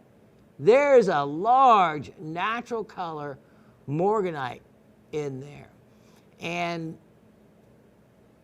look at the etching. Now, this etching, when you read and learn about it, comes from hydrothermal solutions after the original crystal is formed that dissolve away the crystal. Now, if I turn this and you can see the light reflecting off of that, that's epitaxial growth, growth that forms at the same time and maybe at different levels, but still along and at the same plane. And you can see that's flat across the top. That the same way. So you have a crystal that has been etched away. You can see another face here over time. Now, we're going to put that one right here for the moment. Now, I may have to get some better stands because my assistant scooted next door to see Nikki, which a lot of you probably know Nikki. She's been here for like another one, like 15 years. Look at the pink. Look at the difference in color. And that's why I'm offering these two as a set. So let me give you that price so you can be calling in right now if you want to get them before we break it down to buying them individually. So as a set, you're going to be saving from the price I'm going to be offering these individually. You're going to save a total of $48 by buying the two. For the two pieces total, $388. All right, $388. Now, we got that part out of the way. Now, let me show you something, and then when Asif pulls up a cool picture, it's going to answer a lot. I had to make a little mark on this piece so I could find what I'm looking for right now, which is, and is going to help explain the picture. Okay, now, look at the pink that you see in here. Again, now, etched morganite is found in only a couple other areas of the world. One of them is the Coronel Murta mine in Brazil. Another one is in Siberia. And look at that. Depending on what other mineral was in the piece is what matters as far as what is dissolved away or etched and what hydrothermal solution was it that did it. And you can, here we go. There's my mark. All right, see what I need? Now this is just, that'll come off with like your finger and some spit. Here is what I wanted to show you, if we can get the camera at the right angle. All right, and let me see which angle I was looking at when I marked it. Because, here we go. Here we go. All right, let me show you what, Dave, we're trying to do is show the shape of these two holes. If we look directly down, look at this one on the right first, side by side. This is 6 sides. That is a perfect hexagon in that hole that you're seeing right there. Or here, let me put these together. So right there, you see that little hexagon? You can see one portion of it, the point of it there. And right next to it is a bigger, look at that. There we go. That angle right there is showing it well. Look at this triangular shape, but again, there we go. Exactly. You know when you see something like that, that is not naturally etched. In these pieces, have you seen anything else that had straight pointed corners and that was symmetrical? No, no. So when you see symmetry like this in an etched form, that you know whatever was there has been dissolved away. Now, what happens when whatever is there doesn't dissolve away, leaves you with what we had sold last time. Who bought the specimen with the tourmaline in it? Let's show you what I'm talking about, because Asif was able to pull a picture off, and it's not the original one, but it's a picture similar, and there it is right there. Now, what I'm showing you in the picture doesn't have anything to do with what you're buying, but that is the picture, a very similar one of what I sold last time, which also tells you when you see those exact colors and the tourmaline like that, it is a, you might as well stamp on it exactly where it would be from. Now, in this case, the closest they could tell you was that it was from Minas Gerais, meaning General Mines of Brazil, which is where most of Brazil's and gems come from, that particular state. But the rare thing about that other piece that I had sold, and it was not inexpensive, and it shouldn't have been, had the tourmaline still in it, just like you saw. And it had some of the, what can happen is even the original tourmaline be etched away and another one grow in the place that it was. And that's, I think, was the case in the one that I had sold. So ever since I sold that one, I had been thinking about these others, and I did more research as far as the origin exactly of these. And I have it. So for those of you who got in, I know one person, I think Miss Gabby got one of them, and if someone else wants to fess up, if you're listening, who got the other one, because I saw where I had offered one other. Now, it didn't have a tourmaline. Only one out of all of them had a tourmaline in it. Now, it is from the, and of course, in Portuguese, I don't know how you pronounce this, but let's go with Urtucum mine. Urtucum.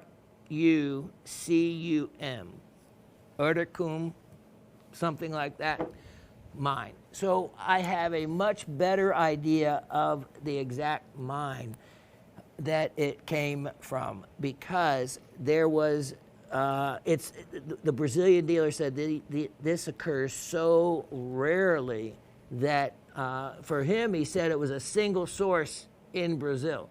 But I did notice that there were just some others, but nothing like these. They weren't completely freeform. They were more like the crystal. You could tell it was a crystal with some kind of exolution going on, some kind of dissolving of it going on from the Colonel Merton mine. But complete etching like this, I've only seen from this particular locality. It's pink. So this is the pink one. Look at that. These are huge. Both of them having some areas of facet grade quality. But what I want to show you is the difference in the colors. This is the peach color that you see so many morganites in. But the real more valuable color in the world of morganite is the pink color. And here, using this white piece of paper, you can see just how much more pink this one is. So also keep in mind, pink stones, whether they be kunzites, morganites, keep them out of direct sunlight. They will fade. Let's go in one last spot I want to look at right here on this one for a moment. Because this one, yeah, it had some interesting faces to what was left. But behind it is what I was more interested in. See that little window? Yeah, that's a little window into a nice gemmy area. Look at that pink gemmy area that would definitely facet a stone. But would you want to, look at that. See that? You can see it's has remnants of its original crystal. So look at that. There's actually a good size, genuine, natural, original color morganite in there. That alone is your value right there, because I actually didn't see it through that window before, how big of a stone that might cut. But now, what's rarer, the finished morganite in a pink that you can get anywhere, or the piece of etched rough? This is far more rare, keeping it like it is. All right, so now we'll finish talking. That's done about that. Let's take one final look at that. I'm going to leave the little red speck on here. Boy, look it right in there. That is clarity for cutting a large natural stone. And of course, if you're a cutter, always take pictures beforehand so you can always prove the before and afters of a piece. And then all you need to do is see that all in the same plane. So this was the original face of the crystal. Then all this that's not on that level has been dissolved away, eaten away. And you got to kind of get your mind, like I see almost a shape here, like there was a much bigger crystal that would have been there. But I'm going to leave that little red mark, which I couldn't really find it before, but it was on this piece somewhere, so that you can locate those two triangular shape areas where the crystal was. Boy, that's a big area in there as a gem cutter. I'm just thinking how large of a stone that would cut. Wow. So anyway, you saw that place. I don't think I rubbed the red little spot off, but we know it was there. How could I not find that big red dot? That was a big red spot, and I just do not see it. But that makes it more fun for you. Oh, look at that iris right there. Look at that neat reflection. For you to discover it on your own. Because I was looking at these and got lost with looking at them for a long time before I actually noticed those two areas that were dissolved. All right, so it was on the, oh, I know why I didn't find it, because it was on the pink one. All right, just so you know what's what, so you can get the one you want. If you don't get the two together, let's go in on this one, and there's the red mark. All right, no wonder I couldn't find it. Okay, so there's the red mark. So if you want the one with the two dissolved areas where the crystal was, two crystals were, very well defined, the pink one is the one. Okay, so now we're going to break it down, and we're going to give you the individual price of them And we're going to start with the pink one. So let's, the pink one, get the right item number. It's 1, as I try to read, pretty bad. 1674922. Let me see if that works here. Yep, there we go. 1674922. Wait. What did I put in here? 107. Okay, Shawn, you really need to get. Sorry about that, Austin. 1074922. Now, we'll take away the peach colored one because let's just focus on the pink one. And again, remember, Morganite, it's a beryllium aluminum silicate, so it's only made up of beryllium, aluminum, silicon, and oxygen. It was, yep. As long as it says pink on your end, and it's 254 carats, yep. And it's from the Ertacum mine. So that's, for those of you that had gotten the other ones, same mine, URUCUM, so you now know, because that's more information than I had before. Named after J.P. Morgan in 1911. After Kunzite got named after Frederick Kunz, of course. Oh, he's only a world-famous gemologist for Tiffany and Company. J.P. Morgan, who had done a lot, he really has, in contributing to museums and purchases. So it was, he was kind of whining. He was kind of wanting a gem named after him. So when they found the pink Morganites, and they did, the pink Morganites coming from the Pala mines and deposits where the world-famous tourmalines were being found and other wonderful items out in California. They found Morganite. They found a great, fantastic gem, and he was happy. Named it after J.P. Morgan. 1911, all this is going on. All right, so this pink one, if you want just the pink one, but remember, once one of the set is broken up, then you can't, the set isn't going to be available anymore. That's why I gave you enough time. I talked about the set so you could get in on that. Now, because the total between the two over the individual price is a good savings, about a difference of $48. All right, so this one, it's going to be only $188. $188. And wow, that in the Morganite world of rough, that's a fantastic opportunity. Where are you going to find another etched Morganite piece? And you know what?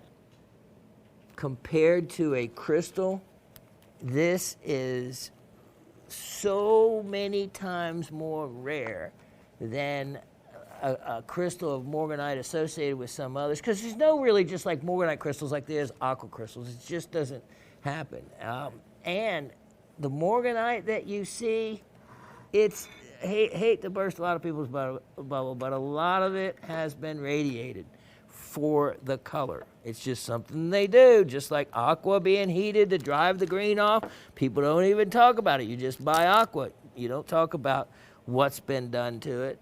Well, but I like to disclose, and that's how you learn what is what in the gem world, and that's why you buy from Gem Shopping Network, because you'll get that information. And if you want to start at the bottom for that information, this show is where you go.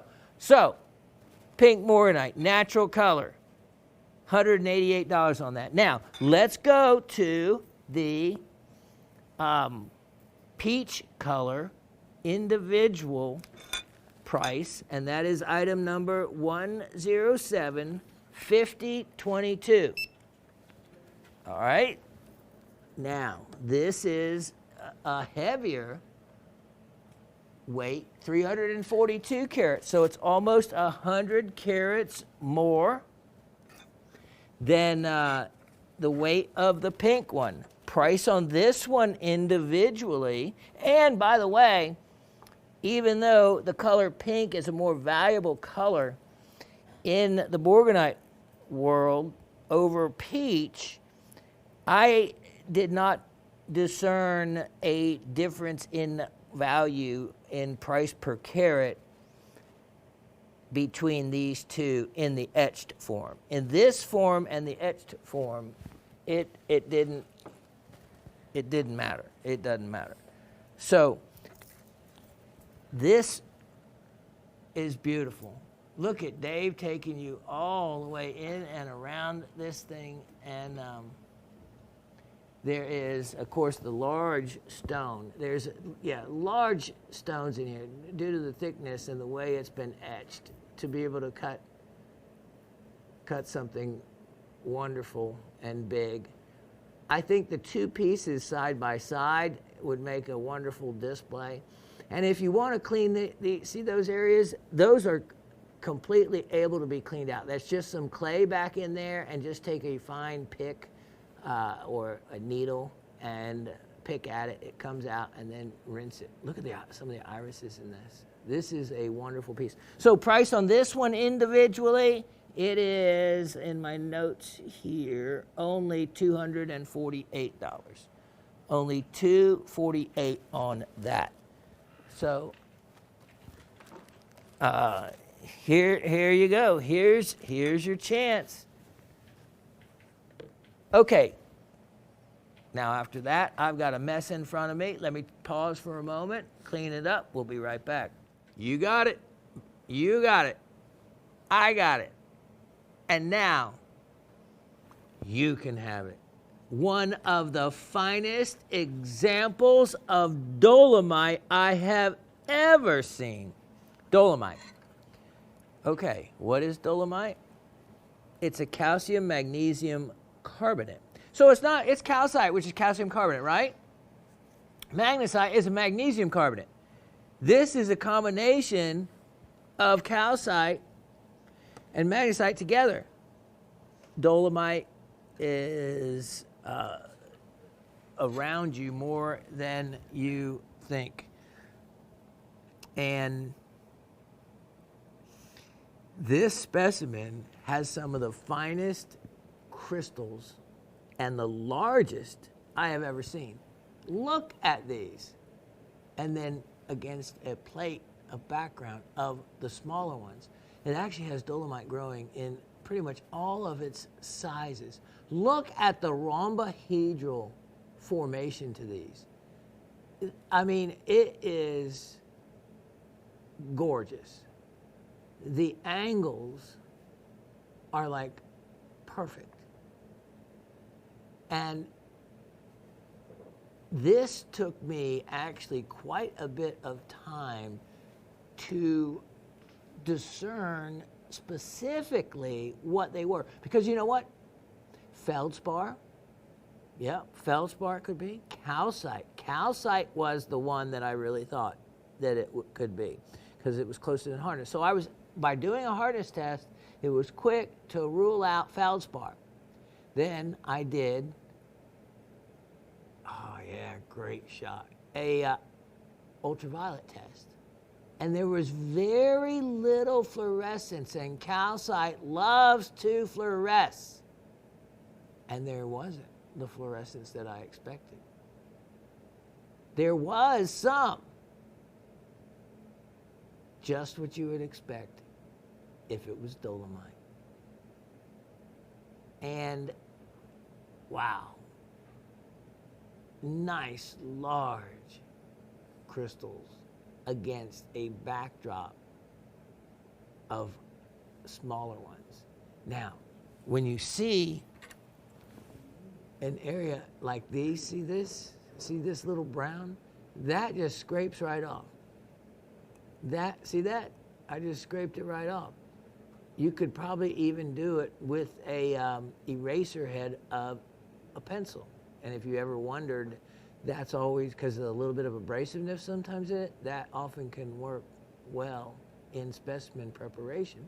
So if I did this to all this and cleaned them all up you know, that would have to cost a lot more. But while you're sitting there watching TV and looking at all your rocks and minerals and want to watch TV while you're also doing something constructive, this would be perfect. Look at that. See that? See all the lines I just drew through there? That's how easy it comes off. So that's what I'd recommend, is if you wanted to clean some of those up, a toothbrush might even work after you soaked it maybe for a little bit. Now, where it gets some of that, though, let me show you the back. But the back of this, there's even more fun. And yes, I scrubbed on this limonite, and a lot of it went right down the sink, you know, the limonite mud, so to speak. But I stopped at a point when, guess what I uncovered?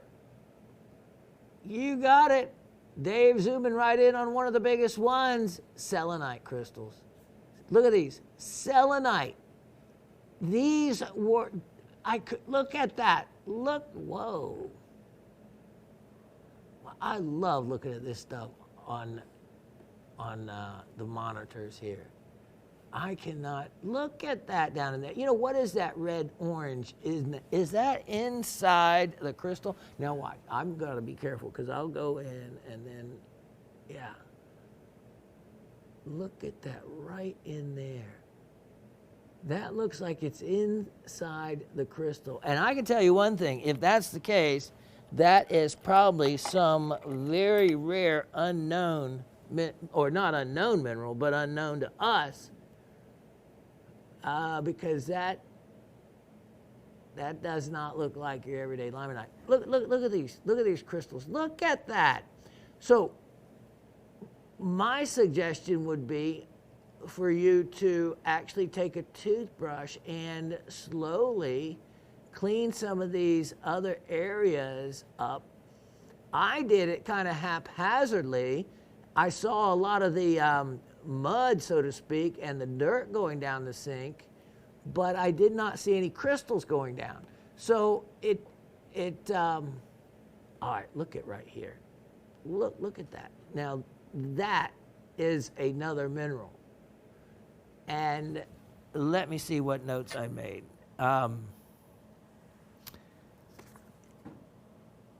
Yeah, so this was named in 1791 to honor the French mineralogist Guy de Dolomieu. You like that French accent I put on there, my 1 year French in 9th grade. It was discovered in 1798, but it was only years later that it was realized it was a new specimen. And he had actually discovered it during a tour Napoleon had made, and he picked this up along the way, and then only later it was discovered to be a new specimen. Now, this, I actually even know where it's from. It's from Navarra, which that'll be in the information that you get, so you can explore it from there. And this is a large cabinet specimen. Oh yeah, Dave having fun getting to explore and look around. Look at, see these back in each of these little vugs and openings. That's where you can find your minerals that I have not even notated or discovered that's on these yet, because no damage can occur when they're back in those areas. So like when I took the toothbrush to the back of this, I thought I was just cleaning it up. What I was doing was I was revealing all these selenite crystals. And if you go into this area like this, look at this. I mean, this is just soft, friable. See that? Look at that. Look at it on the end of the tweezer. Look at that. Soft, they call it friable material. If you just slowly brush this back, I will bet you would open up an entire area of selenite. And this is what makes gem and mineral collecting fun.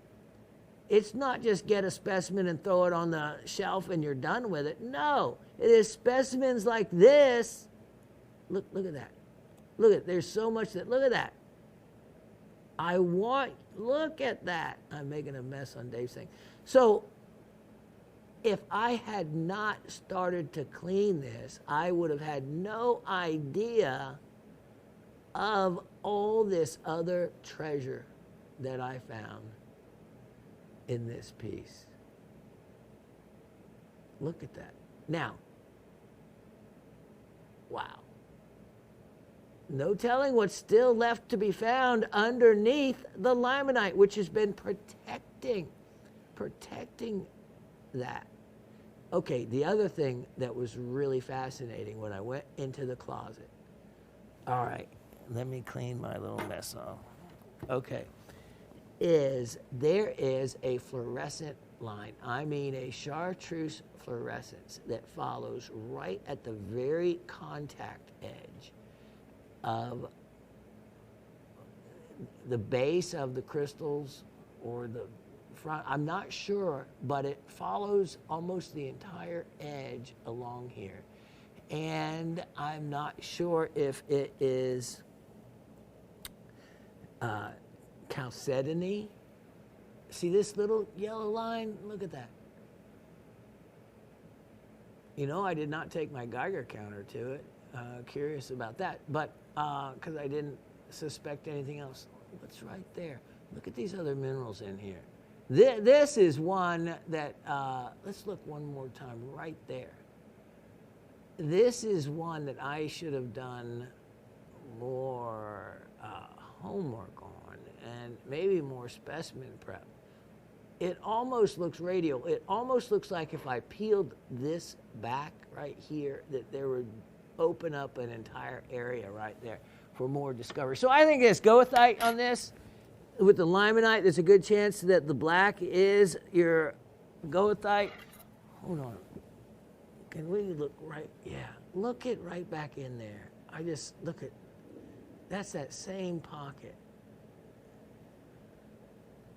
Wow. And I saw none of this until I cleaned the back off of that. That's stunning.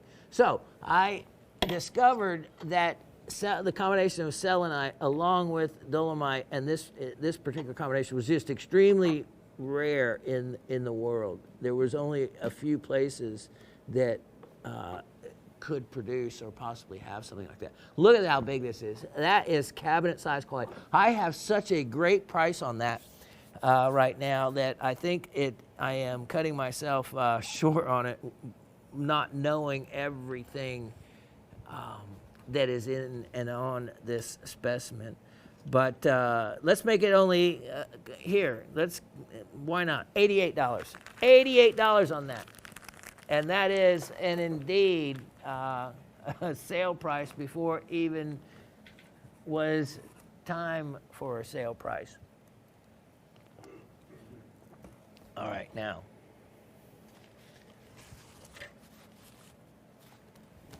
I have from behind me something you have never seen before.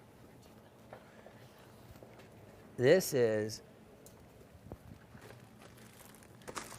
oh, I know where to put that, right here. Okay, yep. Item number 1074822. And this is one that we have had in our own collection for a number of years because it was so large and so attractive. And in the world of Arkansas quartz, that is how this material is gauged, is by how big the piece is and how attractive the quartz is. And by that, I'll show you in a moment. Now, this doesn't come with a stand. I'll let you get whatever kind of stand you want, but I'm using this right now just for display purposes of how pretty that can be displayed. Now, there is different qualities of quartz the way they grade them. And, you know, just the A grade or A plus grade, that's all I ever worry about. People come up with AAA, A, AA, A. Anyway, in general, the simple one is just A grade or A plus grade being the best for quartz from Arkansas. Now, when I talk about grades, and I have gotten quartz from Arkansas where the crystals all have a frosted finish. They don't have a clear clarity through them. So let me show you by the side, you can see that how clean and clear these are.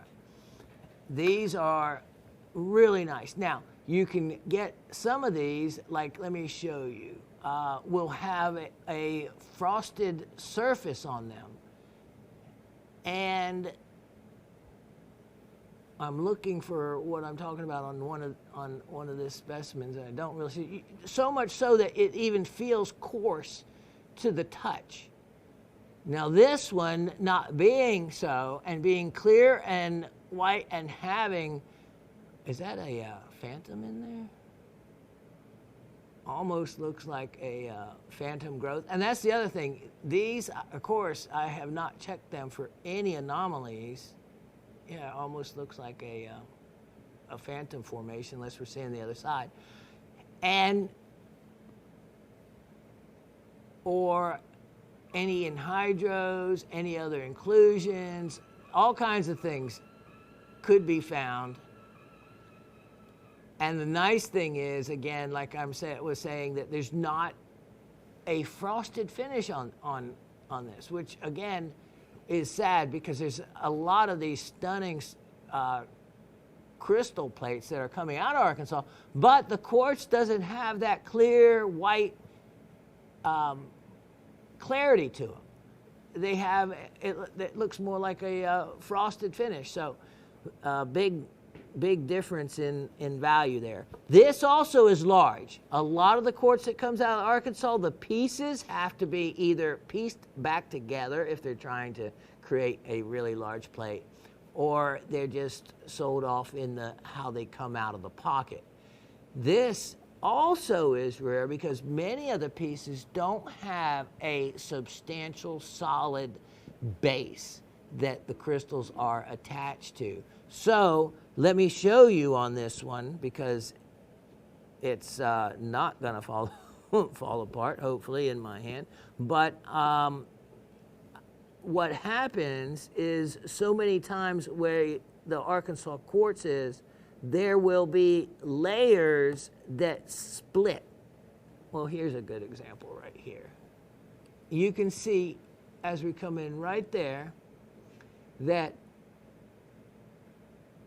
yeah, here we go, all along there. See that?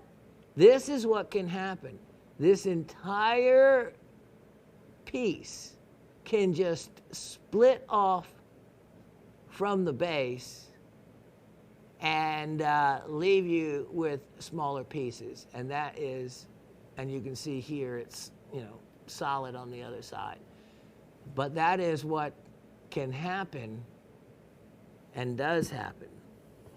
Now, let me see if this one sits on its own in any particular way. No, so you probably want some kind of stand for it. But I like the direction that the crystals are pointing, so it makes for a very attractive piece in any direction or like that. Large piece of quartz. Here's the opportunity for you.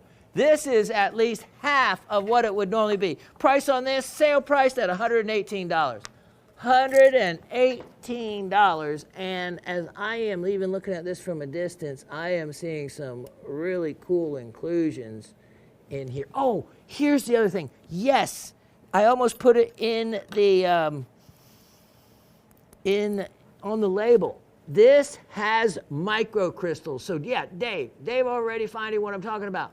Going right in on them. Look at this. See these little crystals? This is what makes this really extra special. When you turn it on the side, you can see that they are on the surface, but then as you get to looking closer and you get to feeling, there is little crystals everywhere growing on these larger ones. So you have, as you search this piece, as we're doing now, there we go. And this isn't just like quartz dust. When you look at these really closely,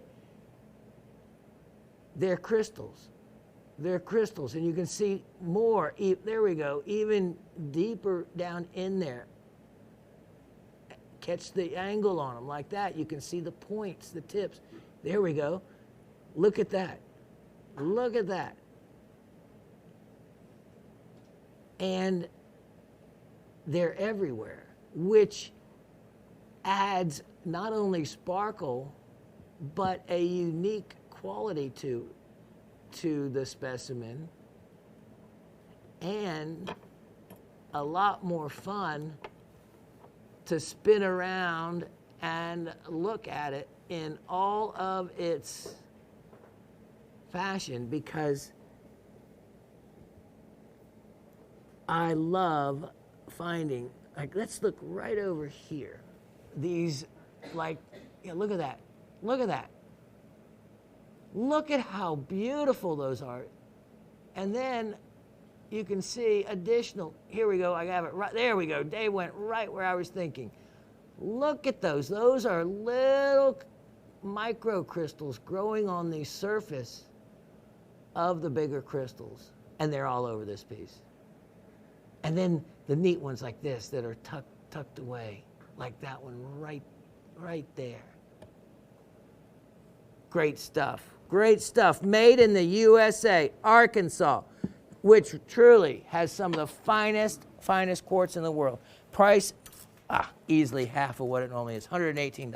All right, let me tuck that one away, because it had been wrapped up a lot. Because you know what? The top of those crystals, they're sharp. They will poke you. And we'll be right back.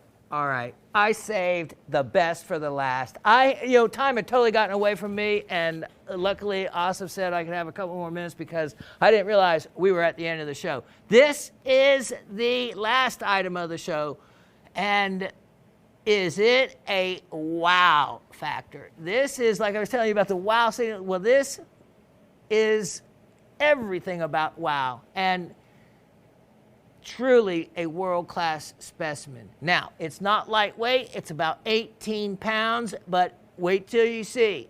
You know how so many other items you pay for weight and you don't get the look? Well, this, wait till I finish, you get all your money's worth in that weight. Now, look at the still bites. These peach still bites are stunning. They are against an amazing quartz backdrop, giving you an incredible contrast. Now, the fun thing about zeolites, you know what that is you never know how many zeolites you have. Now, Dave's probably going to find them for you. He's already looking around, and that guy has an eye. He has an eye for finding other mineral specimens, not only in real life, because he has showed me so many wonderful moonstones and garnets that he brought, but when he is doing the camera work, he will find some of the neatest and most unusual other pieces that before I even get to him talking about. So what you're seeing beautiful quartz crystals in the backdrop.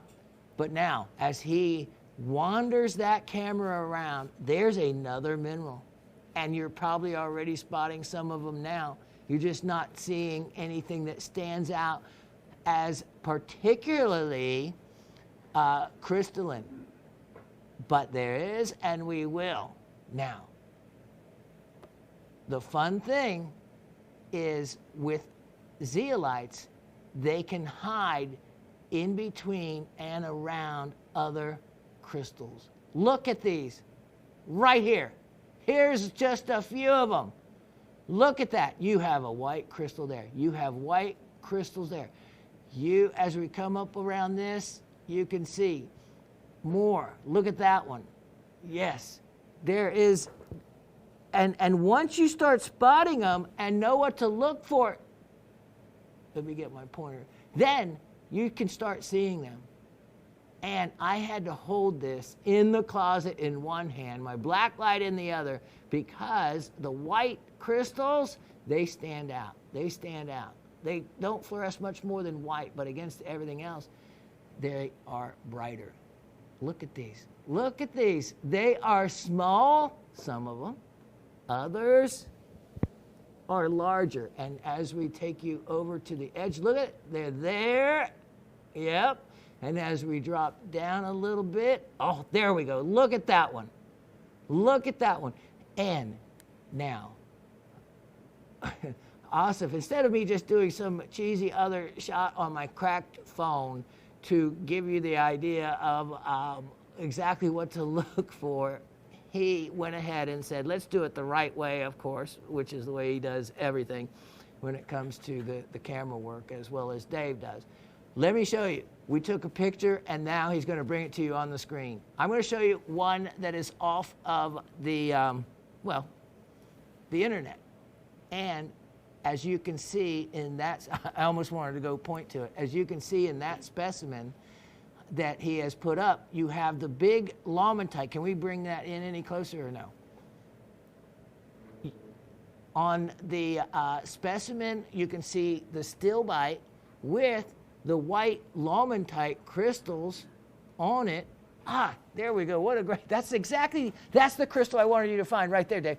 Wow, look at that. Okay, so Dave just found, where did you find that? Okay, here we go, right there. That is the perfect example, and this little grouping of them for a, wow, there we go. There we go. That is taking you right into a Lawmentite crystal. We have seen those before. And do we have that other one we can?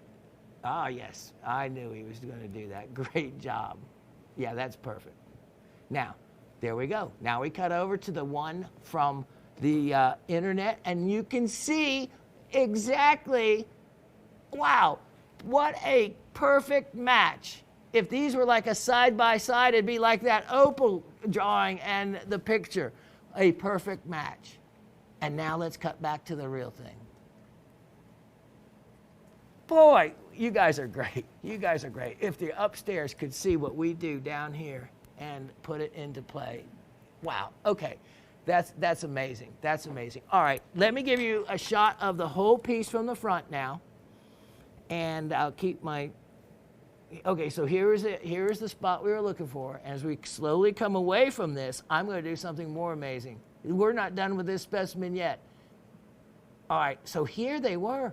You didn't even really notice them until you notice them, right? Then they're all mixed in there. But you know what? There could be scolicites. There could be okanites. You decide. Because you know what? You have something else to look for on this. You know what? The entire other side. Look at that. This is a double-sided piece. And you have a wonderful stilbite here, some other mixed stilbites in here. This is a wonderful face of quartz crystals all over, with no telling what else you might find.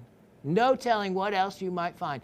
And let me show you, because we're at the mercy of them for time. Here, it has already been done on a wonderful basalt base.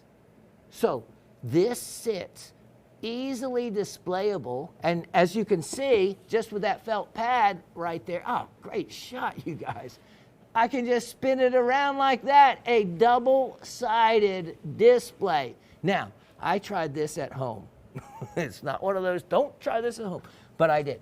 And now, on a flat floor, there is actually, let me find the angles. Okay, see these two other angles? This actually, now I'm not going to try it here without holding it, but this actually will stand up on one of those faces. I won't let go because it's on a feldspar. But if you wanted to display it this way, it is displayable. It is displayable. And oh, look at the side-by-side shot. Look at that. You guys are amazing. Are amazing. That's beautiful. I could not ask for better camera work. That's the greatest. This piece, for its size, rarity, this is really, truly a museum. We're only calling this world class. Museum class, absolutely. Double-sided, everything that it offers. There's so many museums that this would be far finer than whatever they have. Oh, one more thing. The thing I didn't check out. We'll just zoom in on it. I did not figure out, because you're going to see these. These are little black, another mineral that is on these that I've not discerned what it is, but I'm going to leave that up to all of you. This is stunning and one of the finest for what it is that you'll ever find. And because of the weight and the way I got it shipped over, it came over with that sea freight shipment. I have saved so much on the shipping that I can offer this piece for only $288. $288. That's far below the value. You would probably see something like this, $800, $900 easily. Look at the size of this. Look at the size. If you know, bigger is better when it comes to gems and minerals for home display. It's what people notice.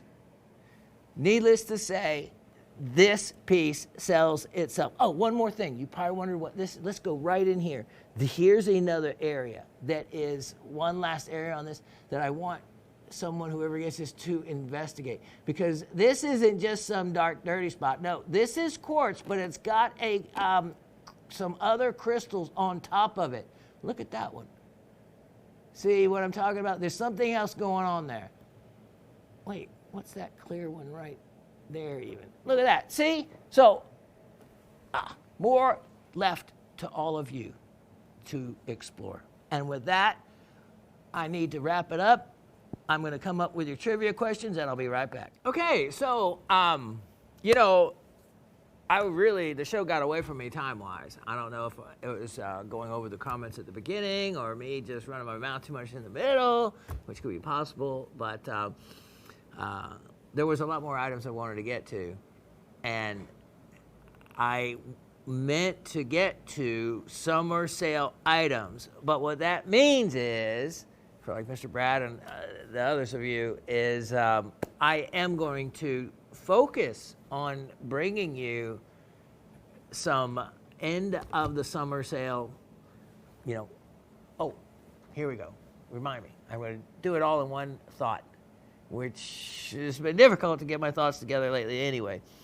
End of summer sale, Labor Day sale, which reminds me that this show will not post on that Monday. So the show will post the following day. And this is coming directly from Miss Sarah. She's the boss on that. We'll have it recorded in time, so don't worry about that. But it just is, it takes a village. And so a member of the village says that it's going to be posted on Tuesday. So all of you, look so that way you don't have to worry about, you know, pushing everybody out of the way at the barbecue, so you could get in and watch Shawn to get the deals before anybody else does. You'll have Tuesday to do it, so you can enjoy your Labor Day peacefully with the family and others. Okay, so that is the business taken care of. A lot of other items to get to. So that being said, we are going to have that summer sale. We're going to have some other items you haven't seen before also. But I am going to get to a lot more items. And since some of the comments and all will probably cool down and calm down, so won't spend as much time on those, and we'll get back to the business of rocks and minerals, right? The passion, our love, and, what keeps the bills paid here. So, all of you, thank you so much for continuing to contribute towards the show and towards Raven and I personally. We can't thank you enough. And, I just admit, as a family member, we're struggling, as a lot of different people are, and due to my health issues, for hospital issues and health issues and other things. So you're going to be helping us, and by doing that, I am giving back to all of you amazing opportunities on rocks and minerals and fossils and things that will just brighten your day and energize you like they do all of us here at Gem Shopping, especially all of us here at Gem Shopping that have the passion and love of these items. And I'm just, so glad that I have the personal side of love added into the mix from Asif. I really can't tell you how important he's been to us personally. But if I looked at it from a business standpoint, to the company as a whole, we wouldn't be the network that we are now without his input and his impetus and drive and commitment for the 24 years I think he's been here. So, yeah. There's sometimes false credit given to those just because it's, this, and you have to. And then there's real credit to those that genuinely deserve it, that don't get enough of this when they deserve it. And he is such a humble man. He doesn't even accept it on his own. But I will give him all the credit that man deserves, because he has earned and worked for every bit. And this company's success wouldn't be the success that it is without it. And I wouldn't feel him right here if he wasn't him. So before, almost through the show and before I do that, I better end with the trivia questions. Let's go. Only 2. I'm in a good mood, so I'm taking it easy on y'all. Ready? Rhodolite garnet is made up of what 2 other garnets? So we talked about it. Rhodolite garnet is made up of what 2 other garnets? And if you want to get a little extra credit, one of those garnets is usually a percent of, around roughly has to be a certain percent of one of those particular garnets. What is that percent? And which garnet does that percent belong to? So, of the 2 garnets that it's made up of, there's a certain percentage of one of the garnets that it is usually has to be that much to be able to get you into the right colors that rhodolite garnet is. What is that percent of which garnet that it comes from? And a little side note, how many of you have seen rhodolite garnets that are red? That's not what we think of when we think of rhodolite garnet.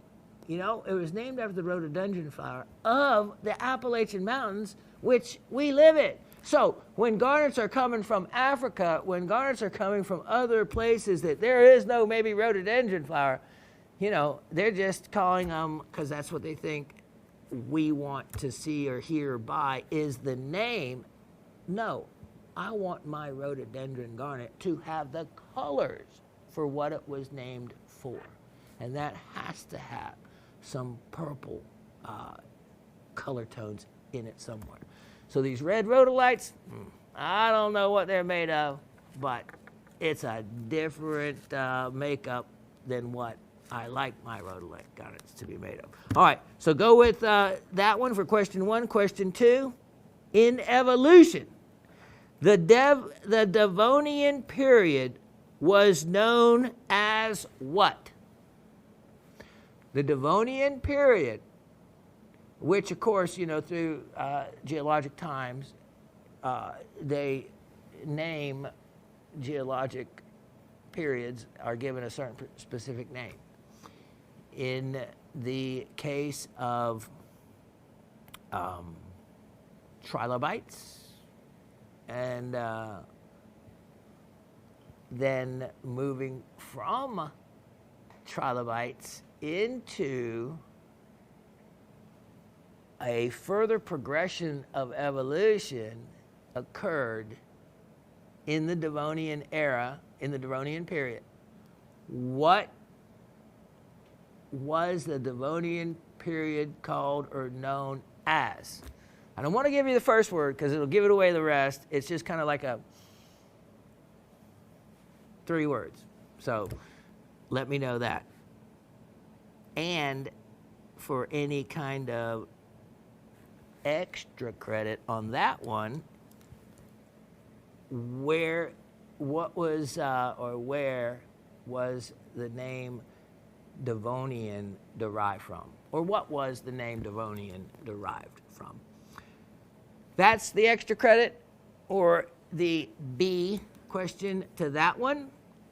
Good luck to all of you. And wow, so the holiday is already here. It's probably going to be a working holiday for us, but that's okay. When you do what you love, it doesn't feel so much like work. God bless all of you. Stay safe. And, you know, I am glad to see, especially here in Georgia, the summer coming to an end by way of heat and humidity. I am ready for the fall, as I'm sure all of you are as well. Can't wait till you're back here once again. With all of our love to all of you, take care and have a safe and fun Labor Day. Cheers.